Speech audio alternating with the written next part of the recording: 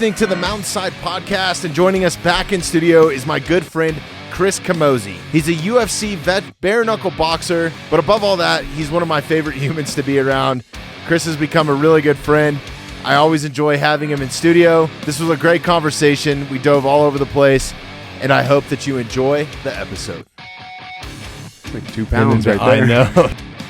That'll knock somebody out. I was pretty honored, man. He stopped by. Those things are so cool, dude. Like, I don't know. Those like some of my favorite things in here are those challenge coins. I know. I've got a few. Yeah. Just from jobs and then just friends and stuff. And they're badass. I've got them all in like a nightstand.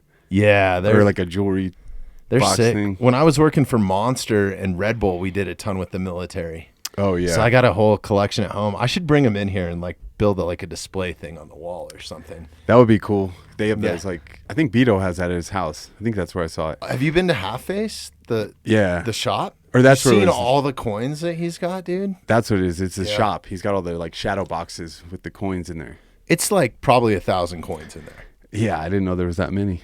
Dude, like every squadron has like their own coin, and I mean there's all kinds of crazy shit that goes on with those things. And Yeah, it is a cool like gift to get. yeah, they're pretty awesome. I actually have one of the coolest ones I have is when I was working for Red Bull, we did I think it was the 50-year anniversary or 60-year anniversary of the Air Force. Oh, yeah. So we got to go on active Air Force bases across the country and set up like a Red Bull like hospitality like activation thing while the base was active, and then they would have an air show like on the weekends. They'd open up the base to the public. But they would have us come like a whole week prior. So I got to hang out at like Andrews Air Force Base. Really? Like why the presidents were flying in and out and dignitaries and like all kinds of crazy shit. And like, You're like, can I fly one of those? Oh, dude, they had to like x-ray. We bring all that aluminum truss and shit. They had to x-ray it and make sure there was no they go through explosives everything. in it and all kinds of crazy shit. I did one UFC fight for the troops. Oh, really? Yeah, so I fought at Fort Campbell in Kentucky. That is badass. It was Were cool. you guys like in a hangar or something? Or So, yeah, we fought in the hangar, and they had like the Blackhawks in there and stuff in the cage, and it was only military only. So it was a different show, right? They didn't serve drinks, they didn't serve food, anything in the hangar. Everybody's in uniform, and they were like very respectful. Clap when something cool happens, no booing. But it was weird because as a fighter, it kind of sucked. right. Not because of the crowd, but because so we're literally fighting in a hangar. So when we got there, the warm-up rooms were temp trailers on the runway.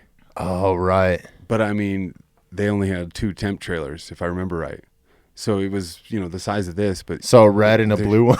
there's like 8 guys warming up in a room like this, and so you're trying to kick and do jiu-jitsu and stuff.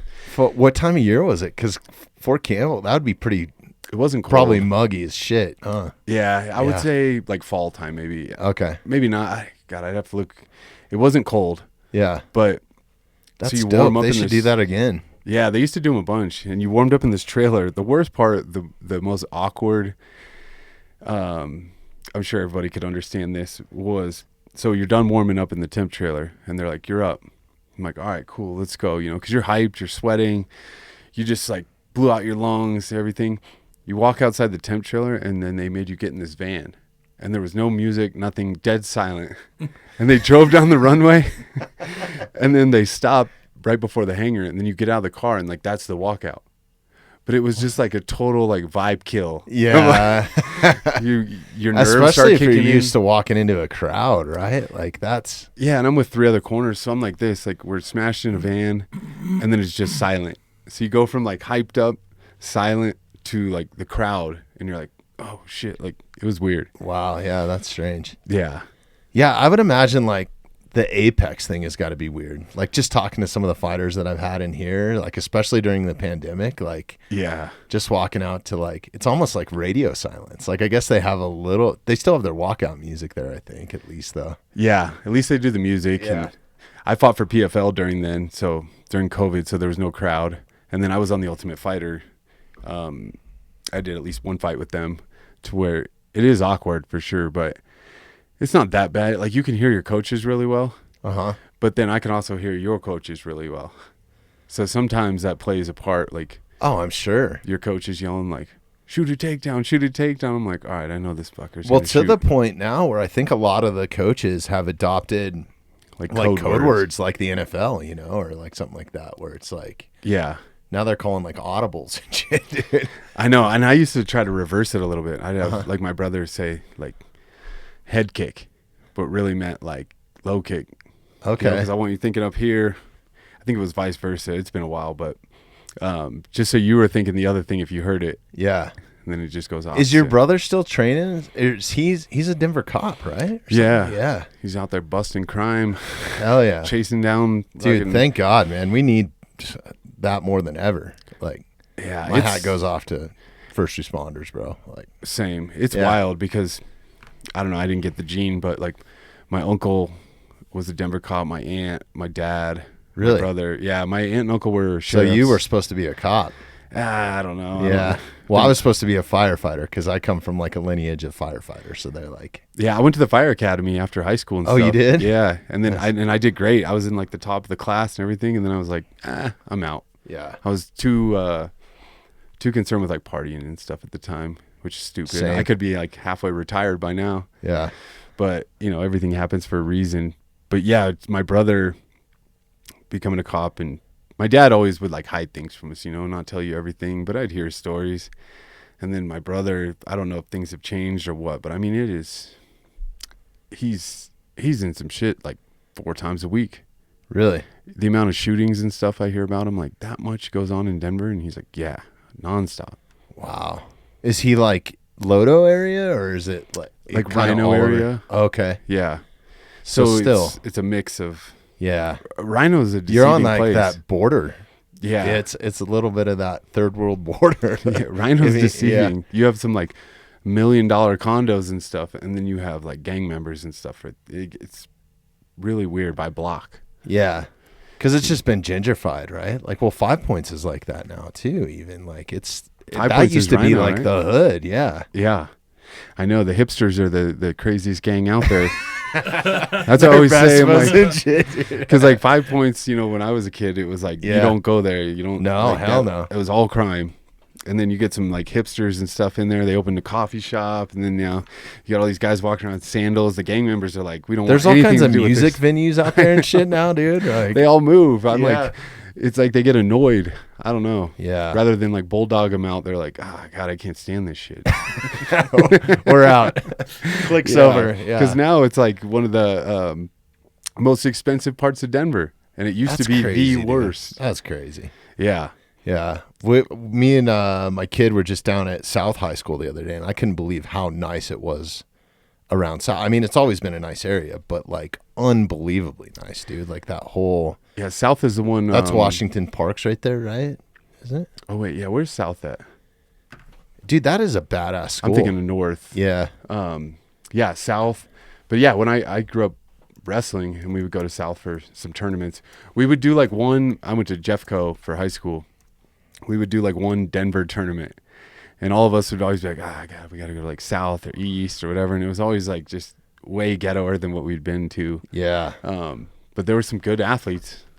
Oh yeah, for sure. Yeah, where's South at? I think it's right outside of Washington Park, right? Isn't that Washington Park right there? Shit, it's right near my house. Yeah. Shows how Dude. much I get out and about. Yeah, we did a Jonas Griffith put on a football camp there. Yeah. Yeah, it was cool. Have you It had was- Jonas on? No, we've been talking, man. He's too busy. I missed him during the we were trying to get him on last year. I actually met him at your fight after party. Oh, yeah. Yeah. He's a good dude. And we hit it off. We ended up hanging out most of the night. Super good dude. And then that camp they put on was super cool. It was him and Browning, but there was a ton of old former Broncos out there and stuff, like dudes from the 80s and stuff, When like was Mark it? Jackson. And Yeah. When it was was cool. God, it was like 2 weeks ago, 3 weeks ago. Oh, okay. I was something going to like say they got one coming up. Yeah. I missed it. that. Yeah. Dude, there's so many. It's awesome, man, how much opportunity kids have now Yeah. for that sort of stuff. Like, none of that shit happened when I was a kid. Well, there's just a lot more people well, I don't know if it's a lot more, but I hear about it. Like giving back, which I think is awesome. Yeah, You know? 100%. And Jonas, like, I feel like I see all the time. He's got like another like charity thing, this or that. And Dude, I met his mom at the football camp. She's cool. She's out there like handing out waters and shit. And it was awesome. It was through Denver Dream Center. Have you ever heard of those guys? yeah, I've been down there a couple of times. Okay, dude, what an amazing organization, dude. It Like, is just wild. they do all kinds of stuff, but Yeah, it's even some of the, I don't know if they're called counselors or what. They're just like ex-gang members that help get these kids off. Like Brandon Royval was teaching down there. yeah, he's down there like once a week, I think, or something. Yeah, Yeah. it's a cool center. It's a cool cause. Last time I was there, like the chief of police was there, and they had some kind of like basketball event going on where they were raising money, like how many free throws you could shoot in 24 hours. And so Dope. like all these like big wigs from Denver came. It was cool. They get it, man, because like at that Jonas Griffith camp, we showed up a little bit early, and my son Tyler and me were just hanging out, and there was probably like 20 Denver cops there, full uniform, guns on the belts. I think they had billy clubs. I don't even know if they carry those anymore. I don't know if they call them that. Yeah. But and Tyler's like, why are the police here? I was like, probably just to hang out, see what's going on. And I thought that was like the coolest thing. So they had probably 200 kids there. And at each football station where they were doing like, strength, speed and strength or whatever they were doing or catching the football, they had a Denver cop there that was helping like kind of run it, encourage them. I was like, dude, that's cool. Yeah, that's what we need nowadays, dude. Cause I think it's just so divided. Like it's intimidating to see a bunch of cops standing there.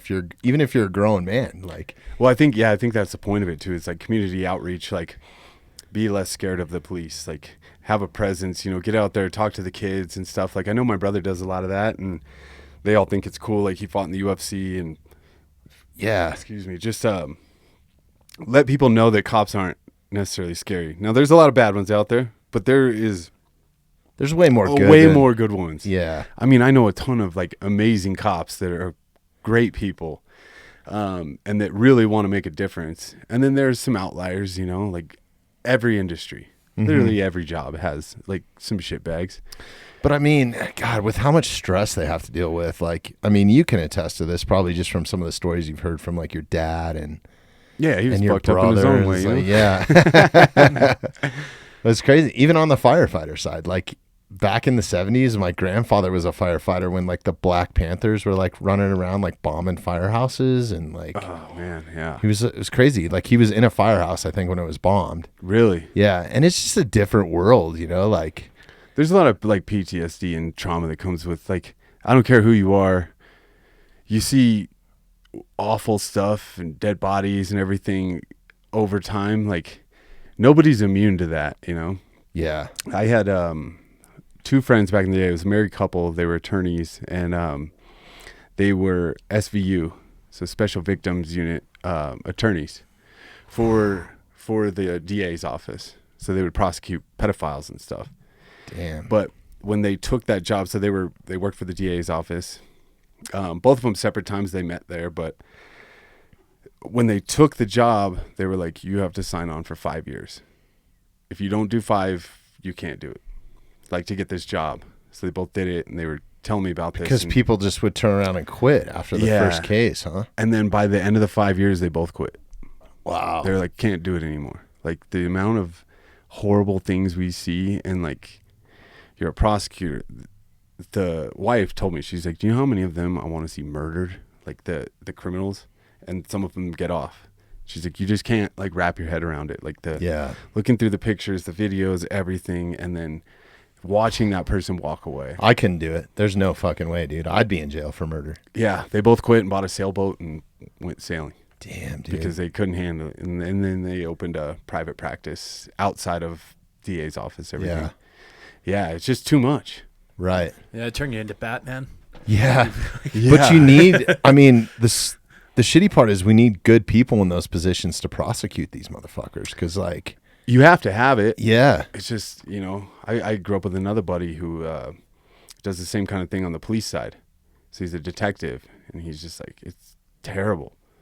Like, damn. I don't know. I don't even want to go into the stories like he said where, but they need some kind of outlet or something too. I hope most cops and stuff out there do some like therapy or whatever. There should be better resources for it, honestly, because 100%. They should be paid higher. They should get more training. They should, I mean, they should be able to do more in the community. I think, I lived in Texas for a short time, and one of the coolest things about Texas was it was kind of like civilians had law enforcement's back a little bit with like the concealed carry laws and stuff. Like I got pulled over one time, and I used to drive like a red Cadillac. It was pretty dope, dude. Like in Texas, it was slammed. Yeah, they're like, this is a drug dealer. Yeah, right here. for sure, for sure. It was. I gotta see what Bobby drove in Texas. It was a CTS V. It had hydraulics and shit on it. They're like, this is a drug dealer for sure. Dude, I think I had videos. Dude, I bought it during Christmas, and it had tan interior, red. It was funny. I drove off the lot in this thing, dude, and it was the middle of summer, and I got like on the highway. Yeah, that was it right there. It's kind of what it looked like. But it was a darker maroon. It wasn't like bright red. It was like almost like it looked like a glass of wine, dude. It was fucking dope. Those are sick. Yeah. I'm a big Cadillac fan. I love Cadillacs. It kind of looked like that one with the black rims. I thought we were talking longer ago, so I was picturing old school, like big boat. Oh, no. Like, Those are dope too, though. They dude. are. Eldorado? Yeah. Those are sick. No, mine was like I think it was like a 2006 or something, maybe. This is very Texas. Yeah. Oh, it's totally Texas. Yeah. Well, I bought the car right before Christmas and brought it home. I was like, Santa sold me his car, because it looked like Santa's sleigh. But anyways, I drove off the lot in this thing, and the steering wheel was just like on fire, dude. I was like, what the fuck is going on? This is abnormally hot. Like the AC is on full blast, and the steering wheel is hotter than shit. And I'm like, what the fuck is going on?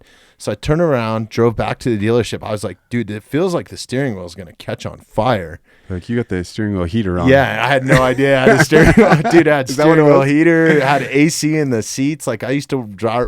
The best thing was riding around in that car in board shorts and turning the AC on in the seats and just getting your balls blowing the whole time. Dude. AC seats are one of the best things ever. Like the coolers, you Yeah. can turn on like the seat heaters, and then you have the seat cooler.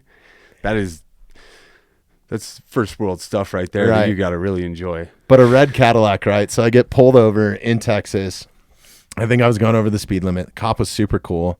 He's like, do you have your, because I think it comes up with your driver's license if you conceal carry. Mm-hmm. He's like, do you have, or he said, what side are you carrying on today? I don't know if it does, because I've been pulled over and like they don't say anything, but really? I've got mine.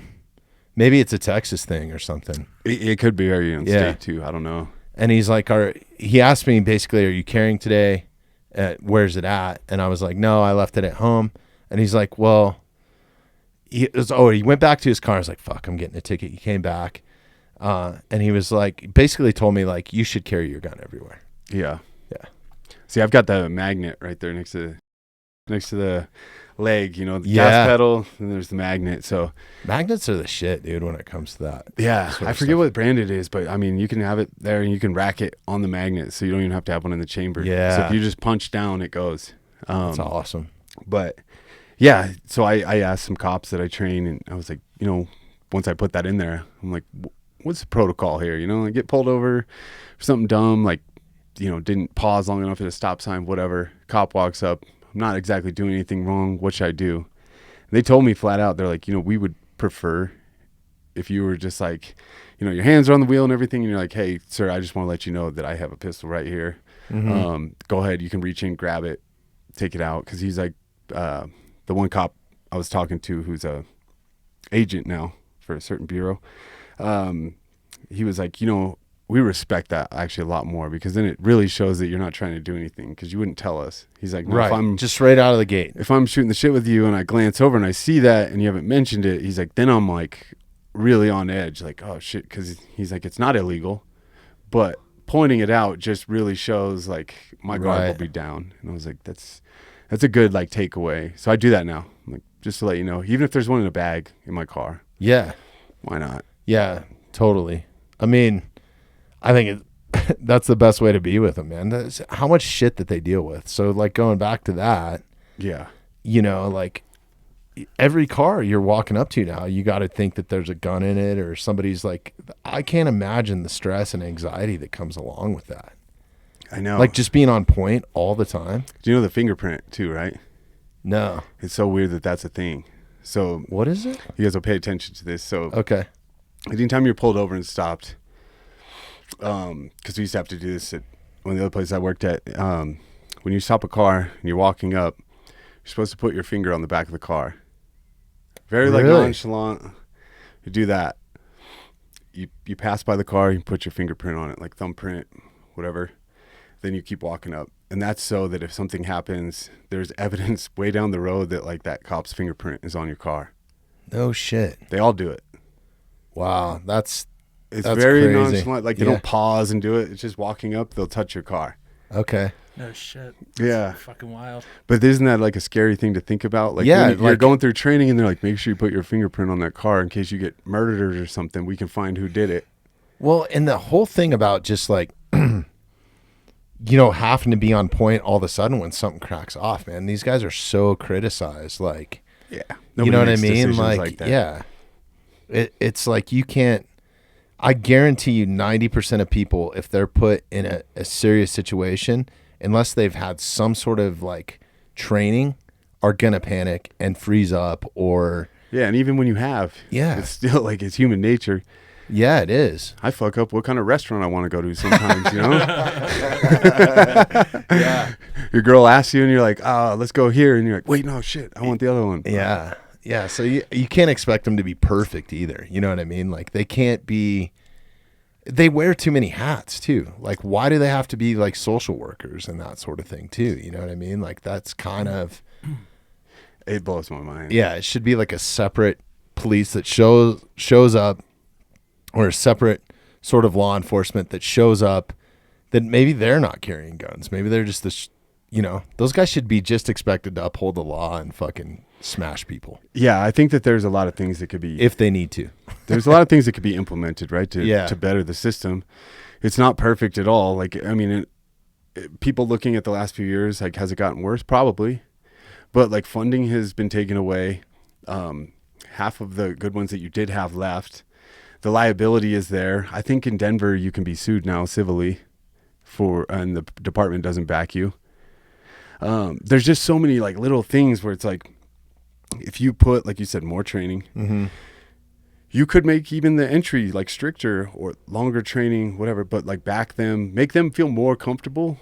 If somebody's comfortable in their job, they do better. Yeah. But if you're like worried about messing up, you usually mess up.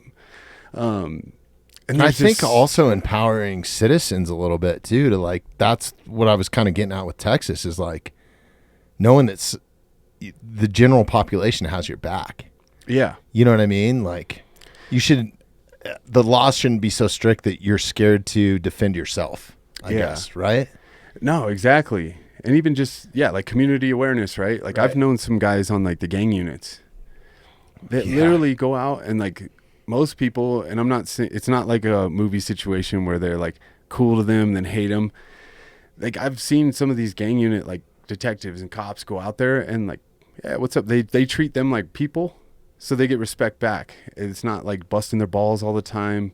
Maybe you know that like these are gang members, but you're not just on their ass all the time because maybe they give you information, you know? Right. But it's like a give and take. If you usually, like the best law for life, I feel like, is if you treat people good, they'll treat you good for the most part. For the most part. Now, there's other people that don't. And if somebody doesn't treat you good right out of the gate, just fucking cut ties, man. or not even good, just with respect, like Respect. Yeah. That's what I'm getting at. yeah, I could be reprimanding you, but if I'm like respectful about it and not like being condescending and, you know, talking down to you, you're not going to be as defensive. Yeah. I think that there is a lot of like de-escalation things that could be taught better. But it's never going to be a perfect system, but they definitely need more funding because I don't know if you watched the debate last night. I caught little pieces of it and I was just like, Biden I was kind of over it. I was actually, He did great. it's some of the best entertainment I've seen in a long time on television. It's just a shit show, man. Like Yeah. we could do a 3-hour podcast on this and I'm not a politician. Yeah. Like, And I'm not like the smartest guy either, but I just feel like our system is broken either way. Like you shouldn't It's even so have to pick broken between right those now. two. Yeah. You know? And do I think Trump did a lot of good things? I do. I saw a thing online. Somebody said that was great. It was great message, bad messenger. I could agree with that. Yeah. But then Biden like can't even talk. It was almost like a roast a little bit. Like you didn't even have to roast the him. He just- debates. Yeah. And here's the thing, like I know Joe Rogan has said this, like it's almost sad to watch. Like if that was your grandpa who you knew was like going senile and you just let him get up there on the stage, if that was your grandpa, you're like, no, grandpa, time to fucking sit down. You're out. Like cut him off. I agree. But what I was getting at was last night at the debate, Biden was saying how, police funding is at an all-time, I think he said all-time high. The border. Everything was the inverse of actually what's happening. Yeah, he said that. It was so wild. Yeah, he said since he's become president, they've cut down on illegal border crossings by 40% since Trump. And I was like, Oh, and then he said no military has died on his watch since 2020. How about the pullout of Afghanistan? You skip right over that. Yeah. yeah. It just shit like that though, but he said like funding's at an all-time high when we absolutely know it's not. And it's sad because I like when Trump was calling him out last night. He's like, turn off his teleprompter, see if he can speak then. Like, just like, I got no teleprompter. Like, they definitely held him back, I think, because that was a slam dunk of a debate. Yeah. Trump didn't even Well, he's counter. already won the primary, right? Like, Trump has won the primary, I think. And normally the primary is still going on at this point. I don't know. So it's like, well, it's when they go to the convention, and then that's when they do like the announcement and everything. okay.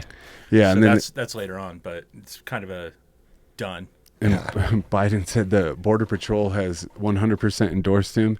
They went on Twitter and they were like, "That's an absolute lie. We never have and never will endorse Biden." Like he was like, "The Border Patrol union is with me." Yeah, it's crazy. It's just a shit show. Yeah. And then I don't know much of his policies, but you take RFK, and they're like, "Oh, he didn't make the cut." But we, the people, should be deciding, right? Yeah. When really they're just saying, pick between these two. We're going to pick anyway. You guys don't really matter. Like, the popular vote doesn't matter. All of it doesn't matter. But why do we not get to hear these other people talk? Like, maybe we want to hear what they have to say, and they get stifled. Yeah. I'm not saying that any of them are good. I don't know. But I feel like... But it would at least be nice to hear the option and also to throw, some more people into the conversation. Maybe they bring up some valid points, even if they're not the perfect candidate. But, I don't need a squeaky clean person to be president. you don't really want them. I want like a heavy hitter, dude. I don't honestly. prefer you. Honestly, if you are squeaky clean, there's something like we all have something fucked up about us, right? Yeah. When you throw somebody in front of us that is like, he is the poster child of everything, I'm like, that guy is probably a serial killer. I don't know. Yeah. If you can hide it that well, then you. Yeah, I like think about hanging it. out with people, and this is no dig on you, but I like hanging out with people that have had a wild run or a fucking crazy life, dude. I've been around rock stars, former military guys, roadies, Well, you learn fighters through that. my whole life. Yeah. We learn through error. And you guys have character. You know what I mean? Like, you meet somebody that's just, and there's nothing wrong with just living like having the perfect life. Like, I wish that upon anybody, dude. Like, I don't wish anybody like bad things to happen to him, but that does build character, man. Like, It does. Some of the best like men that I know have been to prison for like bad shit. yeah, Like Yuli. Take Yuli. dude. Fucking great dude. He might not have been a really long time ago, and I'm sure there's people in his past that are like, fuck that guy, he's a scumbag. But that was a different him. You meet him now, he has like the most respect, but like he raises his son really well. But that comes from Unbelievable, life man. experience, So those experiences brought him to be like humbled and be like a good man, Thank you for teeing that up, by the way, dude. Like, I forgot he was on here. Yeah, so we had the best time. I mean, he was here maybe an hour and a half, and I was like, man, I don't know how, he just, on paper, and I've done enough of these podcasts now where I don't get nervous, but even with him, I was a little bit... He looks a little scary too, he's like tatted up, gold not worried teeth. that he was like going to hit me or anything. I just didn't want to piss him off, right? Yeah. Because I didn't really know him. I hadn't met him outside of here. Like, he was kind of a little bit short in the conversations that we had, but he's training for a fight. So, but goddamn, dude, we had the best hour and a half, and I feel like I have so much respect for him now, dude. Like, we sat here and we were both in tears. Yeah, I listened to the podcast. Dude, it was great. Like, it was what a good the hell, podcast. dude? It was not what I was expecting. And he was just very open with his story and like sharing his experience and everything that he's been through with his family. And like, see, I'll take a president like that who will admit everything and be like, I fucked up all the way through here. Yeah. And then here's how I came out the other side. Like, to me, yeah, the presidential stuff, politicians, everything, they play off this like, you know, just squeaky clean, completely clean, never did anything bad. Like, I want some people that did some bad shit and like learn their lesson. Right. You know, it's just more common sense, more like the world is not, you know, this perfect place. So people that know how to handle the world that is not perfect, I would prefer. Yeah. Which is crazy because like a lot of those people, like if you've been to prison, I believe if you're a felon, you can't vote anymore, right? Yeah, I don't know if they changed it or not. But if you're a migrant, you can vote now. Didn't they just change that? Yep. Seriously? Imagine somebody squeaky clean rolling into position of like war criminal. Like they go, because most of them end up doing some really unsavory shit. So like you're squeaky clean all the way up into the point where they go, okay, you're a warlord now. You know, like yeah, those people are all dirty. Am I right on that? Somebody had told me that I didn't verify, but I heard they passed something. What they're doing is like as soon as you like try to get a driver's license, you're immediately registered to vote and shit like that. And it's all dirty. It's not to. Hang on a second, I'll find it. I know exactly, it's something I know like exactly what you're talking about, but I'd rather be clear about it. And yeah, it's just I don't know, man. It's sometimes I think I'm like, am I the crazy one? Because I feel like all this shit just blows my mind. And then I have, like my friends, like you and everything, we're all on the same page. But there's days where I'm like, am I the only one that thinks that this is fucking weird? Maybe I need to check myself. Well, it's very seldom that I run into somebody that's like, I mean, maybe in the YouTube comments, which I don't fucking read, but like they're bots. Half of them are bots. Like, I don't know. But it's very seldom that I run into somebody face to face that doesn't have like somewhat of a logical mindset and common sense just in conversation. Yeah. You know, whether it's my kids' friends' parents, even if I know they're super left, they're not like, they're like, let's give billions of dollars to Ukraine. Yeah. Without a receipt. Yeah. They're not, maybe they just don't openly talk about it. Maybe they're scared to. Yeah, I don't know. I'm pretty much an open book, so. Because like my brother was telling me. But I also don't go out seeking to like bring up politics. I fucking hate talking about it. I don't like either. this is the most we've ever talked about politics on the podcast probably. But I don't mind with you. You're my homie, you know what I mean? It's like. I'll tread the line and like I'll tell everybody.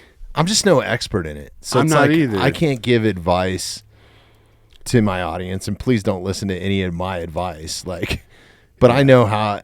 And it's almost like I'm not even giving advice. I'm giving my opinion on like sometimes what I don't get is the people that like raise the flag like this is who I'm voting for. This is like the people that are flying either a Trump flag or putting a get vaccinated Pfizer thing in your lawn or whatever it is, right? Like I'm not going to put that out in front of my house. Like whatever I do is my own fucking business. It doesn't really do anything anyway. It's like right. Like you're going to influence your neighbor because they live next to you. Like they're like, well, Bobby's in. Okay, I'm in. Yeah. I mean, maybe. I don't know. Who knows? You probably shouldn't be voting though. If that's how you get swayed. Like, but it blows my mind, man. My brother, again, like working for Denver, he told me that almost every single day, the entire day, is dealing with the illegal migrants from us being a sanctuary city, but not just like random people trying to do good. He's like, there's an insane amount of stabbings, shootings, gang violence now. And he's like, we picked them up. None of them have any documentation. And he's like, we'll get guys that stabbed a bum. He was telling me one like stabbed one in the forehead over an argument or in the temple. Holy shit. Arrested. The guy didn't die. Luckily, they get arrested. He's like, they don't have any documentation. We fingerprint them, but if they haven't been in the system before, we have no idea who it is. They end up getting out because they can't hold them anymore. And then he's like, the next time we pick them up, they use a different name because what are we going to do?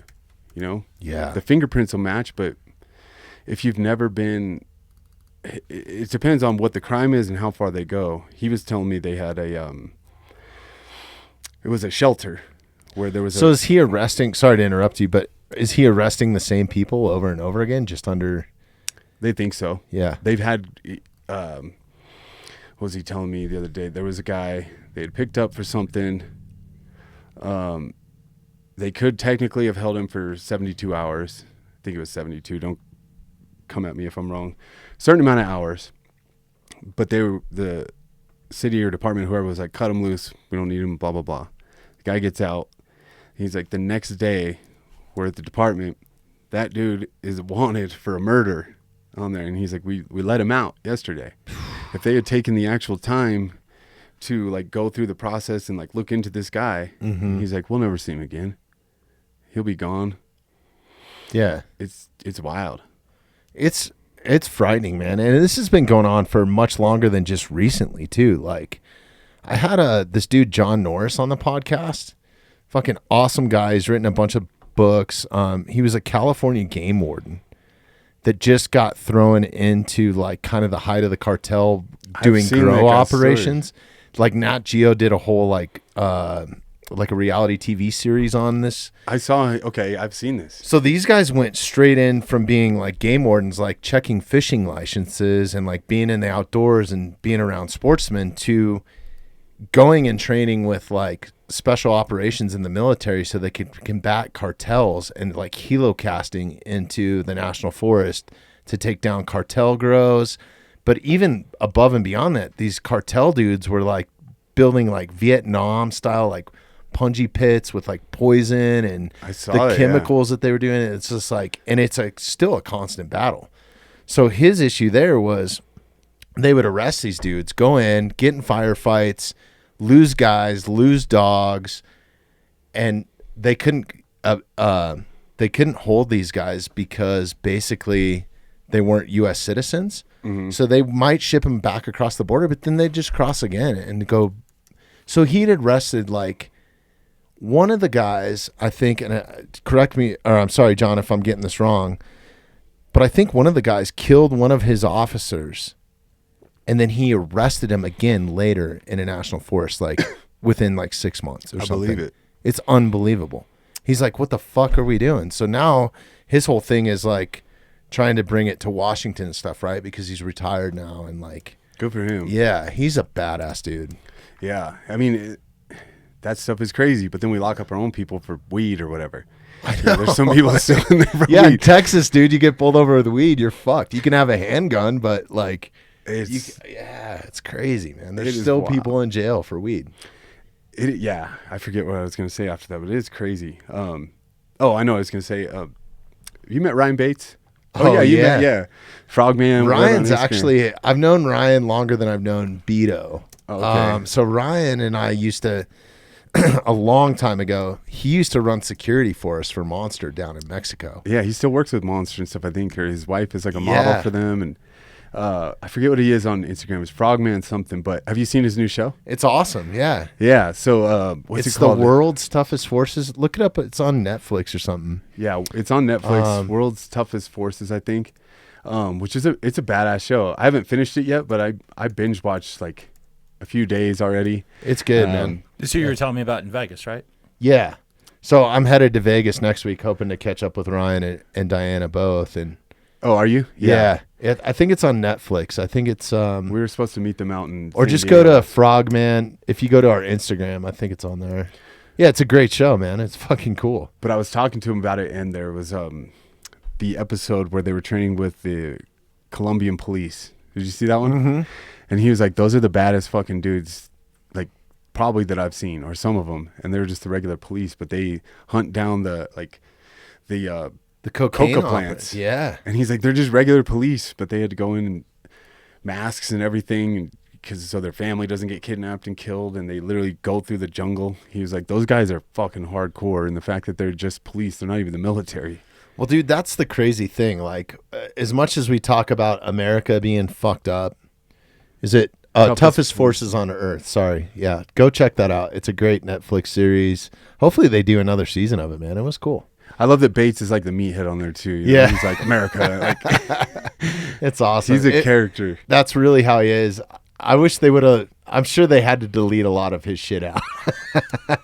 He's even more of a savage than. I don't know if the parts come to the end because like near the end of the filming, what happened to him, right? Yeah. Yeah, he got locked up in the country. Yeah, like to the point where I think like Congress or somebody had to get involved or somebody, dude, from like a high government level. A like, lot, yeah. Yeah. And it was over something stupid like a magazine or something, right? Like it wasn't even like he didn't have like a firearm or ammunition or anything, but it's his story to tell. But yeah, we'll let it come out. But it's a wild story too. Yeah, no, it's wild. I was like, I can't wait to see. Like he was detained for a while. Yeah, I want to see how Netflix plays that. Well, that's the thing. Like, I guess going into like these third world countries, if you've done any traveling around the world, and like in rock and roll, I seen some of the craziest shit because I was wanting to like venture out. I always like venturing out into what a real country is. So like when I was in Rome, it's like it's cool to go see the Colosseum, and it's like it's cool to go do that one time. But I want to go where like the locals are at, or I want to go to the hood, and I want to see like, kind of that crazy side of it, or like I do that too. Yeah, or like probably one of the stupidest things I've ever done was going to the favelas in Brazil. That was crazy. Me like too. we went on like a photo op, and like it was nuts, dude. I went to a compound there, to train some kids. Like, so it was all these orphans. That's I went badass. with the UFC. They took us in armored vehicles, everything. Oh, dude, I think I remember you telling me this story. Yeah. They took us to this orphanage to train these kids, and then ended up telling us like basically the police that brought us are the ones that like murdered all their families and shit. Well, that's what I was getting at. Like the police show up sometimes, and they're more crooked than. Yeah. I mean, Ryan saved my ass in Mexico, dude. Bates? Yeah. Really? We had some dude like come in, or Bates's team, right? It was Bates's company, but we had some. So we would set up on the finish line for the Baja 1000. Sometimes one year it was like. Oh, it might have been Eddie Penny's company. Okay. Contingency Group? No, this was Ryan had his own for a while, and they were doing like anti-piracy stuff, I think. And so when Monster came to me and was like, "Hey," actually, I probably shouldn't even tell this story, but anyways, long story short, I was like, "There's no way we can bring like branded trucks, supermodels across the border." Without some sort of like real security. You guys are out of your fucking mind. Like, do you know what? And this was like the not early 2000s, like 2008 or 9 or something like that. And the cartel shit was just like, dude, they were murdering people in Tijuana like every fucking day, right? So anyways, I told him, I was like, you're out of your fucking mind. There's no way that I'm taking, they wanted us to drive from Corona, which is like a 2.5 hour drive to get across the border to Ensenada is like another hour from there, right? But you have to drive right through the heat of all that shit. Yeah. And I was like, there's no way. There's no way. Like, you have Monster branded trucks. We're going to get fucked with, dude. Might as well just have money coming out the back. Right. So from my rock and roll experience, I was like, we need to hire like a real security team to like pull this off. Yeah. Well, they ended up hiring Bates, and I think the name of his company was Poseidon. It was a bunch of his guys that came down with us were fighters too. Oh yeah. So they were either like in the UFC or like some of these smaller organizations. I think you told me about this. Yeah. So the first time that we went down with them, dude, that's how I know all those guys is we would spend a week in Mexico, and I didn't speak Spanish very well, but we were just partying every night, and then we'd had to hang out at the compound. It's like, we're not talking to the locals, dude. Like, it was just me shooting the shit with them telling me war stories, me telling them rock and roll stories. We had the best time. But one night, those dudes woke me up in the middle of the night, and there was like all these tow trucks. They wanted to like take down the finish line that we had built. And they had like tow trucks hooked up to it, and they were just going to like pull it over. But they were extorting us for money. Yeah. And since I was like the head guy down there for the production, I had to go to like 7 ATMs. They took me all around. But then there was one time where we just left a bunch of shit behind because some of the SEALs had kicked out, or some of the security guys had kicked out this dude that happened to be like the president's son. And then he was like trying to retaliate and like, Yeah, it got heated for a minute. It's a little different. But those guys just rush it off like, just you know, get in, get no out. big deal. Yeah. It's something that comes with traveling. Like a lot of Americans, I feel like are very like, oh, I'm American, I'm fine. Yeah. Go to some different places, like nobody gives a shit. It gets a little scary if you're not following the rules, respectful. You know, take the Brittany Griner thing, like. Yeah. Just CBD or weed or whatever the hell it was. Yeah, it's just that to you, but not to Russia. Dude, and it's crazy too, like some of the experiences that I've had where both times that I've had guns like in my face with fingers on the trigger have been in like other countries. Yeah. And it was just like no big deal. It was like it happens every day. Yeah, like in Brazil, like all the cops are standing there with AKs and shit on the corners and stuff. It's crazy. Or even the federales rolling through Mexico. They're like 16-year-old kids and they got like turret-mounted fucking, I don't know what they have on the back of these. It's wild. You know, Toyotas and shit, dude. It's crazy. Yeah, traveling is a humbling experience, and it makes you like appreciate this country even more. Yeah, for sure. And our law enforcement, right? Yeah. Yeah, because you deal with law enforcement in like, God, Colombia. Well, dude, one time I was in Colombia. We had like a day off. So me and the crew, at our hotel, they had to have like bomb dogs, like constantly just going around the hotel. They were like kind of telling us like, don't go out. I was like, fuck that. We're going out. I was like, let's go get some Colombian coffee. And there was like a coffee shop like 3 blocks down the road. I was like, how much trouble could we get in 3 blocks? Was that the code word or it was actually coffee? No, it was coffee. Get some Colombian caffeine. All that shit was already in the hotel. We were trying to come down off all that. No, but anyways, so I'm walking down the sidewalk and this blue like Chevy, like old pickup, right? Like a 70s pickup had this welded like box on the back of it. And it was all spray painted blue. And it pulls up like right in front of like a block from where we're going. And it drives past us. There's 3 of us walking in the street. It drives past us. It pulls up to like the sidewalk. If there was a sidewalk at all or whatever, right there was kind of like the sidewalks there are weird. They're like level with the ground, but it is concrete. Like it changes. So you're supposed to just see it. Yeah. There's no like crosswalks or anything. Right. So anyways, this thing pulls up basically like on the sidewalk. This dude barrels out of the front with a shotgun and starts going down the street this way. And then all of a sudden the back doors swing open on this thing. It had like 2 barn doors. This dude hops out. There's 2 guys in the back with guns like pointing at us now. He barrels out with his shotgun. They slam the doors shut. And now he's just got his shotgun like pointed at me. And then like literally from me to you right now. Shotgun, finger on the trigger. And I'm like, whoa, fuck, dude. And I'm like trying to like, hey, I'm cool. Like, you know, we start backing up. Then he starts yelling at us in Spanish. I don't know what the fuck he's saying, you know? Yeah. So I was just like, all right, I'm going to stay right here. So then they let another guy out of the back. Now the door opens back up. He gets out. It was an armored truck. I had no idea. It has no insignias on it. It's like spray painted. They went into a business and got whatever pesos or whatever the currency is that they use there and then took off. But it was just like that was their normal practice. Like whoever's the closest to the truck is going to have a gun in their face. Yeah. I mean, it kind of makes sense. Yeah. So when I was explaining it to our security, they're like, oh, yeah, it's just an armored truck, dude. You had nothing to be worried about. They weren't going to shoot you. I was like, dude, his fucking finger was on the trigger, bro. Like, all I had to do was probably flinch at that guy, and it would have been. That's his 9 to 5. On. Yeah. He's probably not even thinking anything aggressively. He's just like, fuck it. Yeah. He's like, let's go get a coffee down the street. It almost seems better than like our armored cars are labeled, everything. Yeah. I don't know what's better, what's worse, but. Yeah. Have you ever seen that movie, Den of Thieves? Yeah. It's one of my favorite films of all time, dude. Yeah, it's been a minute since I've seen it. Yeah, it's a good flick, dude. It's a good flick.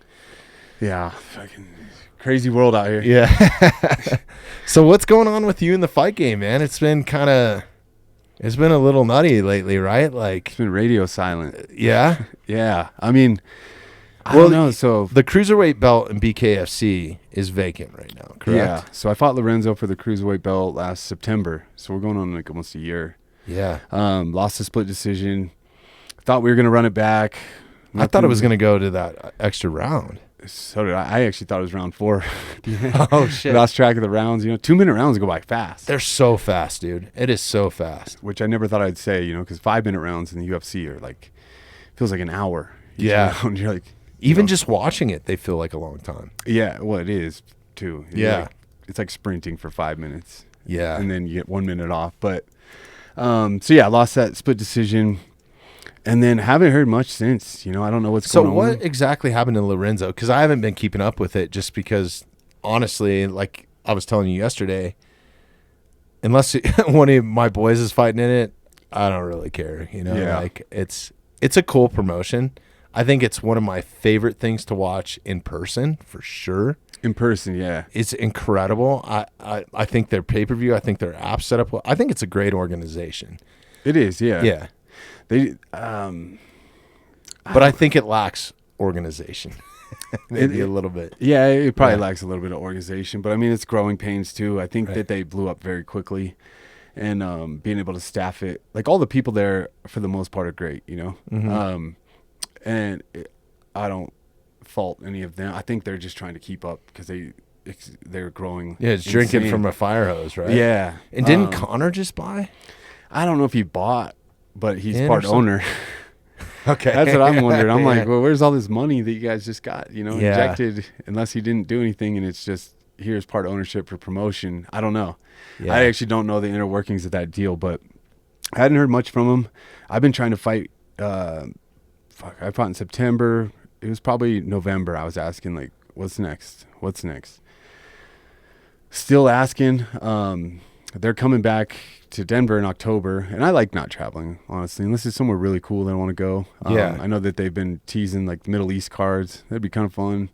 I got a lot of really good connections out there, but there's a lot of money out there too. Yeah, I can make a lot of money out there. Yeah. That's what I mean by the connections. But otherwise, they come to Denver. Like, I love it. Like, this is my backyard, man. I can sell a ton of tickets. It's fun for me. Get to sleep in my own bed. I get to train at my own gym the entire time, so it's great. We'll see if I'm on it. I haven't heard anything yet, and my teammates are starting to get matched up. I'm like, I don't know if I priced myself out or what, but Lorenzo, the guy that I fought last fight, he ended up going up. They let him fight for the heavyweight title because he was the light heavyweight and cruiserweight, so I think that's 185 and 205 pound champion. He was going after 3 belts. He put on a bunch of weight. I think he weighed in like 240 or something, 230, 240. And then it just came out like a week ago that he failed the drug test. He was on trend tests, like through the roof, which isn't a shocker. I mean, right. The guy's jacked. I mean, I'll give him that. Yeah, and I mean, he put on a lot of size. Now, I had a lot of people reaching out to me, and I hope anybody listening to this, if you did, like, I'm not disrespecting you. I don't really care. People are saying it to me like, oh, do you think he was on this when you fought him? Like, maybe. But I don't think it matters. Yeah. I think, steroids don't help your chin or anything. It was my job to knock him out. So whatever. I'm not going to dwell on it and be like, oh, he must have been. I've seen some of his past opponents talking about how, like, well, I got cheated out of this. It's just an excuse at that point, right? Like, kind of type of. Yeah, he didn't fail the test when I fought him. But who else has gone the distance with him other than you? Yeah, I mean, I got this chin on me. Yeah. My mom didn't, I wasn't blessed with like athleticism and explosiveness and speed, but I got a Rottweiler head. You could take some punishment. I've never been the hardest hitter. I've never been the fastest guy, but their ability has never been a problem for me. So I was really hoping we'd run it back. He's suspended 18 months from what I read. He got fined $40,000, and then he has to pass 5 VADA tests, which I believe are random over a year to come back. So he's 40. I think he's 42. You're talking 18-month suspension. He broke his arm. Is he coming back? Maybe. Am I going to be around when he does? I don't know. Right. But I really wish that we could run it back, and I don't know if it'll happen, which kind of bums me out. Everybody thought I'd be pumped when I said, like, that all came out, and I was like, no, man, like this. When I saw him break his arm, I was like, this is fucked. Yeah, well, I mean, you don't wish anything bad upon anybody, but I don't know. I wish he was healthy so you could run it back, right? Like a chance at redemption is like. Yeah, I mean, that was always going to eat at me. Not eat at me, like I don't. And you didn't really bunch, like. I don't. It's unfinished. Technically think that you necessarily lost that fight, even though that's what the judges decided. Yeah, I mean, I would rather be like it was a close fight. In a sense, I would rather be knocked out than lose a split decision, because it just leaves like unfinished, like business. You know, it's a decision, whatever. Like the refs or the judges mess up all the time. I'm not saying that they did mess up, but it just leaves it like up to question, where it's easier to. It should be unanimous or by TKO. It's easier to move on if there's like closure. Yeah. Oh, I'm sure from your guys' side. Yeah. Yeah. Even if I was on the winning end of a split decision, I'd be like, fuck that. I want to fight that guy again because I'm going to finish him. And it's the craziest game that's out there, man. Like the fight game is unbelievable. Like the highs and the lows, and like how long you guys have in between fights where you have to stay physically fit. Like, yeah, it's not like a season. It's not like in the NFL, say you lose to the Patriots and Tom Brady, or the Buccaneers and Tom Brady, or probably not the Broncos and Russell Wilson, but yeah, say you lose to somebody like that. The next week, it's a wash because you get to start over again. Like in fighting, it could be months. It could be you get to run it back. Yeah. Fighting. I mean, well, we just talked about my last one was what, a year. Almost. Right. So you sit there with that. Yeah, basketball, every other sport, it's like weekly. Shit, baseball is like the next night, dude. Yeah. You get to redeem yourself all the time. Yeah. Fighters have to go home and like sit there and dwell on that forever, and then maybe not even rematch the person. And then it's not a team sport, you know? Right. Like Tom Brady might. You're taking that all by yourself. You're the safety. Tom Brady might bomb one over you, scores, whatever. You could also blame the linemen. You could blame the other people on your team. Fighting, you can't blame anybody. Some guys will blame their coaches and shit, but at the end of the day, it's their fault, you know? Yeah. There's not many excuses you can make in one-on-one. Yeah, no, that's probably the craziest part of it, is just that. It's the highs and lows, right? Because when you win, it's the highest of highs. Yeah. And when you lose, it's pretty damn low, dude. Like it's. Yeah, I've said this. I think I've said it on here before, but for me, the analogy I've always used like my entire career is like fighting is like skydiving, right? So you're nervous, everything, you build yourself up to it. You jump out of that plane, you pull that cord, your chute opens, and you're like, man, this is the coolest view, best day ever. You're on a high, you're hyped. Or you pull that cord and nothing happens and you hit the ground. Like there's no gray area. Right. It's either cool as fuck or like the worst day of your life at the moment. You're like, this is the worst thing that could ever happen to me. Because that's how it feels in that moment, even though when you actually look at it, like it's not the end of the world, but it feels like it. Sure. So it's literally, there's no like happy medium, because you get a draw. You're not pumped about it. So yeah, it's a win or lose, happy or sad. Yeah, no, it's a wild game, but I love watching it, man. And more importantly, like I love seeing you guys compete, like people that I actually know. It makes it even that much better. You know what I mean? Like, so, yeah, you're more but I invested. also take those L's with you a little bit, not comparing, like I know what it feels like, but I get heartbroken, dude. I'm like, what the fuck, man? You know, like, no, I know what you mean. Like, when I watch my friends fight, yeah, it, like watching Jacoby lose Yeah. his last fight, or whoever it is, Brandon, or you know, it hurts. Yeah, it hurts. You're like sad for them, bummed, you know, and Yeah. But that's what's cool about the sport too, is because like your fan base and your friends and stuff that do follow you along, like they celebrate the wins and the losses with you. Because, you know, I've had friends after a loss like that split decision. You know, I think people thought I was going to be a lot more like crumbled than I was. I was fine. I was mad, but not the end of the world. And then seeing people at the after party were like, man, I'm so sorry. Like, you know, which I get. Yeah. and I respect and I appreciate them saying that. It's just like, sometimes I think friends and family can also take it even worse. Yeah. I mean, you brushed it off pretty well. As soon as I saw you like smiling and just happy to be at the after party, I was like, oh, he's not that fucking bad. You know what I mean? So I know. I was like, how So long it's am I more going to like- make it? I got to go to a I wedding. was more like trying to run interference for you a little bit, but yeah, no, it is a weird thing. It's like I asked, we just had Vince Pichel in. Oh, yeah. Yeah, he's an awesome guy. But I think one of the questions I brought up to him is like, how do you, because sometimes I have trouble like finding the words, especially in a text. And I want to I think another thing that happens in fighting and, you know, knowing some of you guys is like, everybody reaches out when there's a win or something, like, oh, congratulations or awesome. But like, how many people do you hear from when you lose, right? That's an awkward thing to like fucking send somebody a text or like, you know, and I guess my philosophy is kind of like, fuck it, dude. It's old news. Like, let's just go to the next or on to the next one or something like that is kind of how I don't think approach it. Actually, I don't want to say there's a wrong thing to say because I've had people tell me before, like after a loss, like a decision loss, like friends that don't train and stuff, I've gotten text messages that are like, well, why didn't you do this? Or you should have done that. I'm like, dude, fuck you, man. Like, how about, okay, next time you'll be in my corner. I know you don't train, you've never fought, you don't even know jiu-jitsu or anything, but next time you'll be my coach. How about that?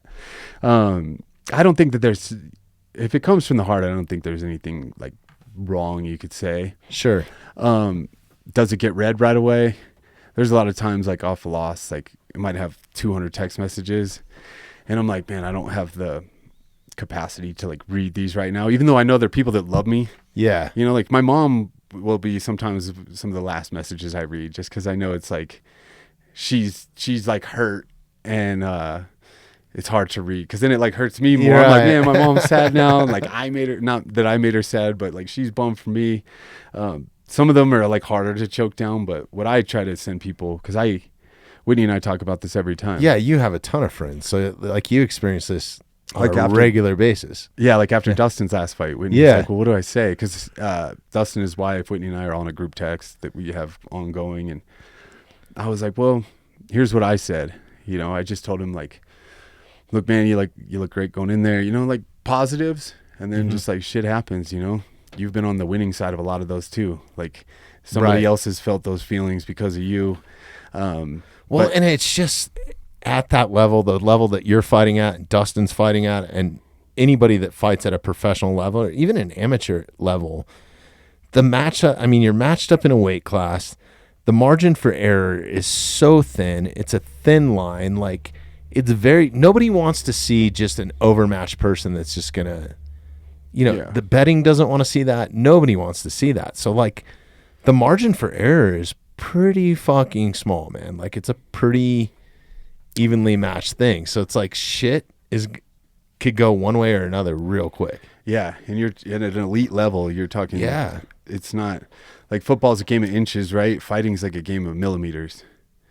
There's, you know, a millimeter between like the choke being on and you having that much air to breathe a little bit and it's not, and you survive. Or making it to the bell. I mean, it could be milliseconds, right? Yeah. It is a very, like you said, the margin for error when you're talking about an elite level of day in, day out, you know, the NFL, all those, they're elite level too, but the consequences of fighting are a lot different. And like your lights can be put out based off of, you know, one step the wrong way or one flinch.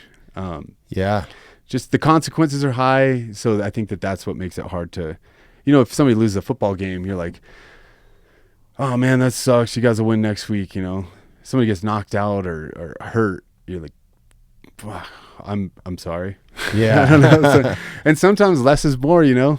Yeah. That's kind of how I am. I'm just like, hey dude, keep your fucking head up, you know, like on to the next one. That's always kind of, but I want to be like more personal sometimes too, you know, I guess. So sometimes going through them the shorter is like great. Like the short message hits just the same where people are like, shit happens, man, still love you.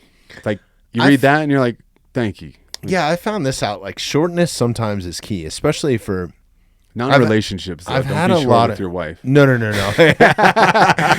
If you give Very the no. True. Yeah. This is not marriage advice. I'm solely talking business or like, so I've had a lot of people recently reach out to me for help with the podcast. Like they see that we're doing well. Like we've stepped up our game. We've progressively stepped up our game, you know, thanks to having guests like you. And also you, dude, you've helped me out so much with the podcast. Really? Dude. Yeah. Oh, shit. Unbelievable amount. Like you're a great friend. Like just anytime I call you, you fucking call me back. Like I'm using your editor now. You know what I mean? Like, you've teed up so many other guests in here for me, you know, like you're awesome, dude. For you. Yeah, you've been an awesome help. So, well, I listen to the podcast too. So, some of it's selfish. I'm like, you should have this person on because I want to hear it. Like you, you know, like Julie and I have known each other a little bit, but not like real close. Yeah. So like when he was on the show, I listened to it and I was like, man, I'll actually get to know more, even though I had like dinner with him the day before and like. But you don't know how helpful that is. Like to having a guest recommended that is already has like their own platform of themselves, is an amazing human. Like that's a unique individual to find as a guest. Yeah, I promise to not send you any shitty people. They're like, I'm like, hey, I don't really like this person, but you should have him on. Well, that's the thing. Like, I've kept it a very tight circle in here, so it's like you almost have to be kind of recommended to be on it. Because I get a ton of people that reach out, like, "Hey, you should have me on," or I don't know. I trust my friends. I consider anybody that I have in here kind of a friend. Yeah. Or is recommended by a friend. Yeah. And if you are, it's like. Then I can at least have some control over it, because the couple times that I've done it the other way, it's been a bad experience, dude. Or I've gotten burned, or maybe somebody is a piece of shit, dude. Like, yeah, you're sitting there and you're like, man, I don't like you. Yeah, it's hard to have a conversation with somebody if you don't like them. Like you can disagree, or or if you don't respect them or whatever, they're saying things that are completely polar opposite. Or if they're just lying to you, like lying to you is the worst, dude. Or like, somebody that's a hypocrite is the worst in my mind. You know what I mean? Like they're telling you how to live your life, but Yeah, I saw you being a piece of shit last weekend. What are you talking about? You give me relationship advice. Exactly. Yeah. Yeah, I don't know, but yeah, dude. Thank you first and foremost. I forgot even what we were going on about. We were talking about like the fights and stuff. I just don't have any big updates right now. Yeah. If you're listening to this and you want to reach out to BKFC, blow them up. Tell them you want to see me fight. Jeremy, maybe it'll help. Email him right fucking now. tell him to call in. I want to talk to the president. What's that dude's name? David Feldman. David. Yeah, David. Let's see if we can get him on the phone. Right? Hey, maybe he comes on the podcast when he gets back to. Hey, I'm down, dude. I'd be down to have it. He's got a cool organization. It's a cool thing they got going on, and the story. I got some advice for him too. He probably doesn't want to hear it, but the story is pretty crazy too. I've heard him tell before. Like it originally started because he's from Philly. Okay. So it started in parking garages. They started promoting illegal events, and I think he said he still has the tapes, like videotapes, of like putting on these illegal events in parking garages of like bare knuckle fighting before it was ever sanctioned. Some Fight Club shit, yeah. But then it got bigger and bigger, and he was like, "Fuck, I think we're onto something." And then he went through all the steps to get it like legalized, and they're still not legal in quite a few states, I think. Right. But them going to California was huge. That's a hard commission to get through, right? California is one of the strictest. You got California, New York, New Jersey. Okay. I would say there's one, maybe Ohio. I can't remember. There's one other, but those are like. But if California or New York does something, the commissions are government body, right? Mm-hmm. So they're kind of like the leaders. If they jump on, then the others jump in. Sure. But I mean, Colorado and you take some other states, like they'll do shit on their own. But if you don't get the big boys on the team, right? They're scared to put their feet in the water. Yeah. Colorado is pretty lenient, right? Because I think that was one reason why the UFC started here, right? Yeah, we didn't have a commission then. Yeah. But Colorado... and they also did some pretty big, like, boxing, like, back in the day. Was it...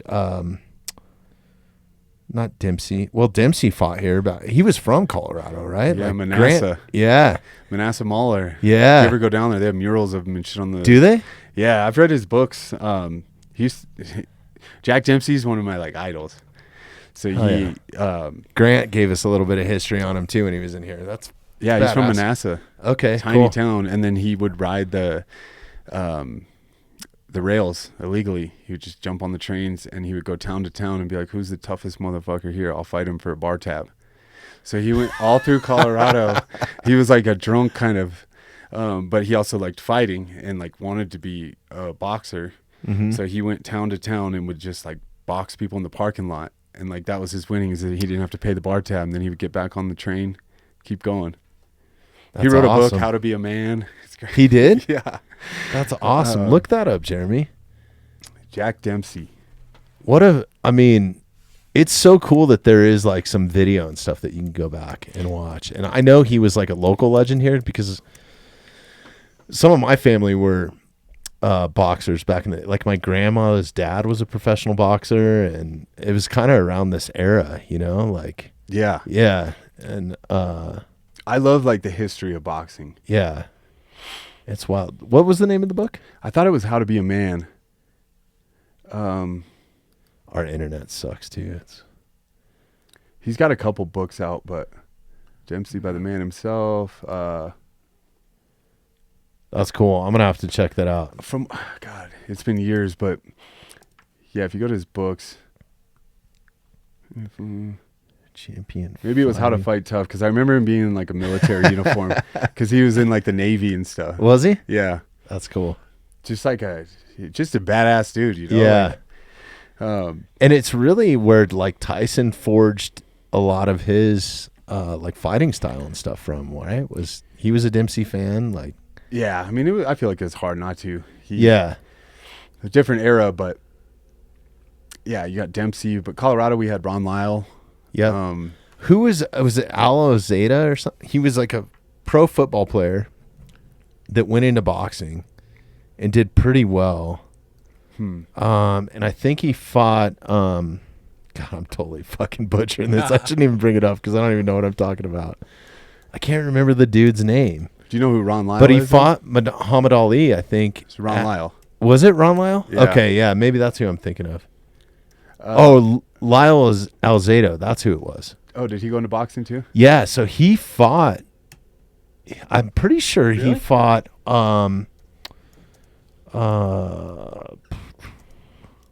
Let's look at like biggest boxing match. So Ron Lyle fought Ali, and he's got a crazy story. Like, so he didn't start boxing until he got out of prison in like his 30s, and within 2 years he fought Ali for the heavyweight title. Wow. Yeah. I mean, that's kind of like Yuli's story a little bit, right? Like just out of prison. Yeah. You know, has spent most of his adolescence in trouble with the law or with gangs and like just up to no good. Found boxing, and now he's the world record holder for the fastest knockout in combat sports history, dude. Like, yeah, it's wild, right? It's fucking cool. You're right. Yeah, Lyle Alzado did fight Ali. I don't remember this. This was at Mile High, I'm pretty sure. I don't remember this either. I had no idea. Is this it? Mile High Stadium? Mile High Stadium wasn't around back then, was it? I think it was like in the 70s, because didn't he play football like, or maybe early 80s? So it's kind of at the end of Ali's career. But two big men going at it, dude. Yeah, that's crazy. Fucking Tank Abbott, dude. I just see that up there. He was one of my favorites to watch as a kid, dude. Like, I just saw him on Joe Rogan's podcast. He was on? Like a week or two ago. Really? Dude. Is he still just jacked? No. He was wearing like... I just watched something on him that was like 20 minutes long. Like he was all beaten down and like. I would imagine. You see that where he got back in shape? No, but he was on Rogan's podcast and he looked like I apologize, but kind of like a dork. Like he had like these like round glasses, Hawaiian shirt, like way smaller. I'm thinking something else. He like almost died, I guess. He got like really sick, but he just looked like really. When I saw his name and then the video comes up with Rogan's podcast, I was like, holy shit, that's Tank. No, this wasn't Tank. It was Butterbean. Oh, Butterbean. Yeah. That's another man. That was wild. That guy's awesome. Yeah, no, Tank Abbott though. Pull up Tank Abbott's like knockout highlights. Or something. So it says Mile High Moment. Yeah, Alzado fights Ali. Denver Broncos. No way. I had no idea, dude. You can go back and watch the fight too. It was a pretty decent fight. I think it went like 8 rounds or something. Colorado is, or like Denver especially, but Colorado in general, it's just such a fight. The history, hungry capital. Yeah, we don't get enough credit. I feel like the amount of high level fighters that are here. I know like California has more, right now. Why do you think I have so many of them on the podcast, dude? It's like you could literally throw something and hit a fighter probably, man. Yeah.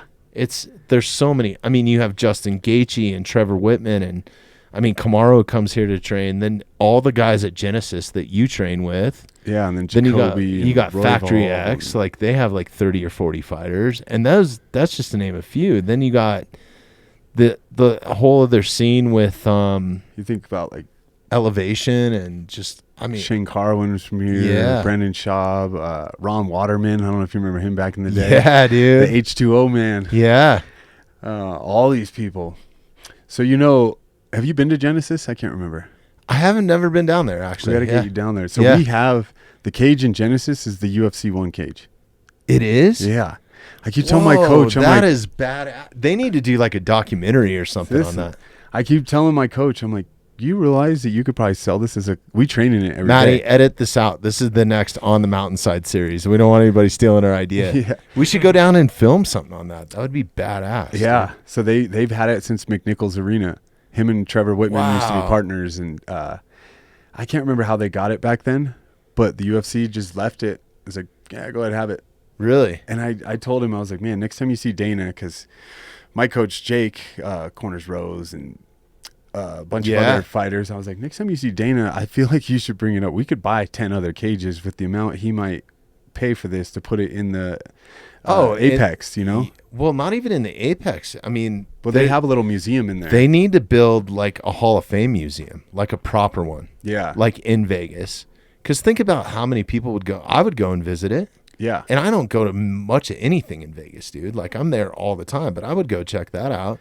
Yeah. The Apex especially all the belts and stuff, just to like see all that and the history. Like, or I'm sorry, not the Apex, but the PI. PI, yeah. So the Apex is across the street, but the PI has. Last time I was there, they had a little museum and stuff. Oh, that's dope. They had all this like cool like memorabilia stuff, and I was thinking like, literally that cage could be in there. Fucking UFC 1. Yeah. I think it was used 1 through 3. And you guys have been training in it for like 30 years. I fucking bleed in it all the time. It's huge too. That's cool. That nostalgia is awesome.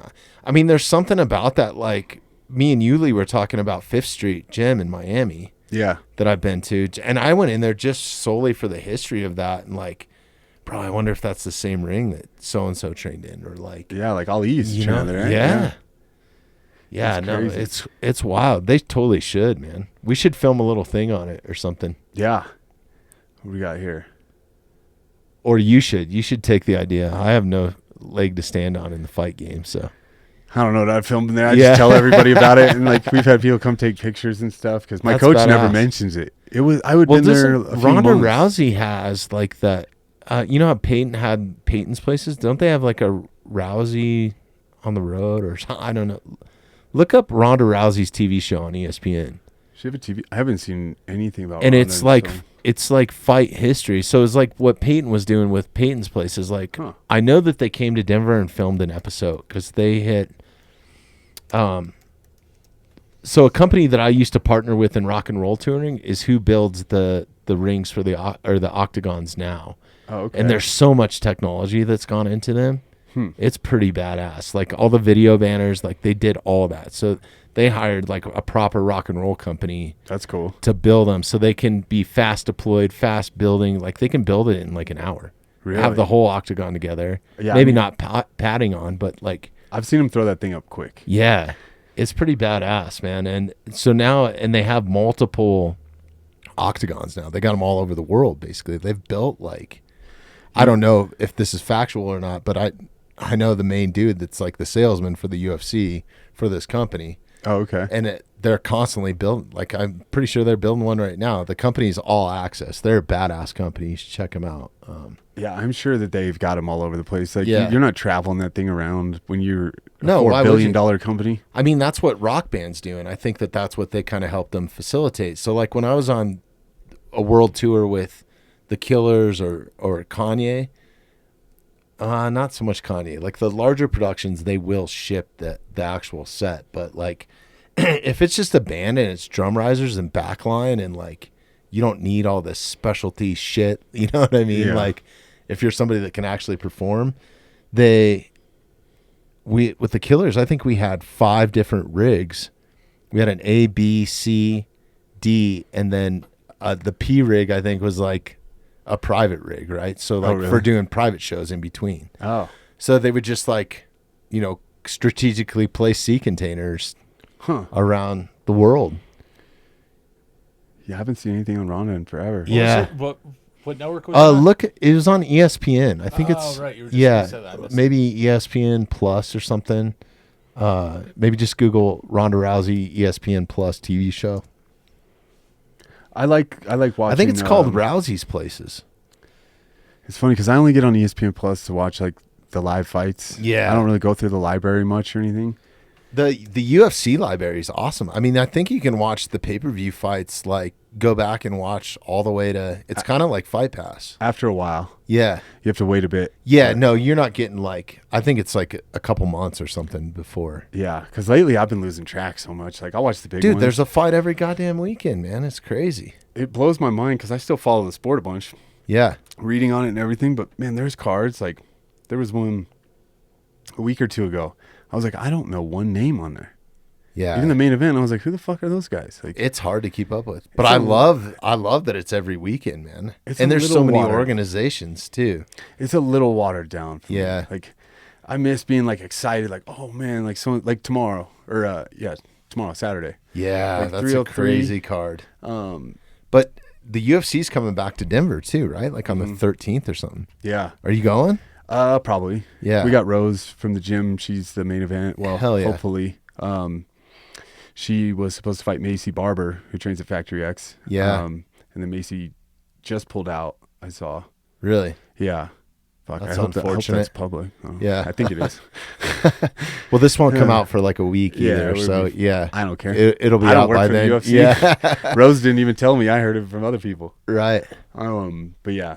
So it there's quite a few guys from Factory X on it Yeah. that I used to train with. Is Brandon fighting on that card? No, he's mad about it. He's like, Oh, dude. He's like, I've been knocking What? on the This fucking is door. his city, man. Yeah. Yeah, he said no, they won't give him a fight on it. Really? Yeah, so it would have been great to have him fight for the title again. Yeah. There, because Well, maybe they plan on coming back or something. they don't come here very often. No. and they always that's put weird. They always put kind of, no disrespect to any of the fighters, but like they put kind of weak cards on it. I like putting local people, but you got to bring some stars too, because like They haven't done a pay-per-view here in a long ass time, right? Like, yeah.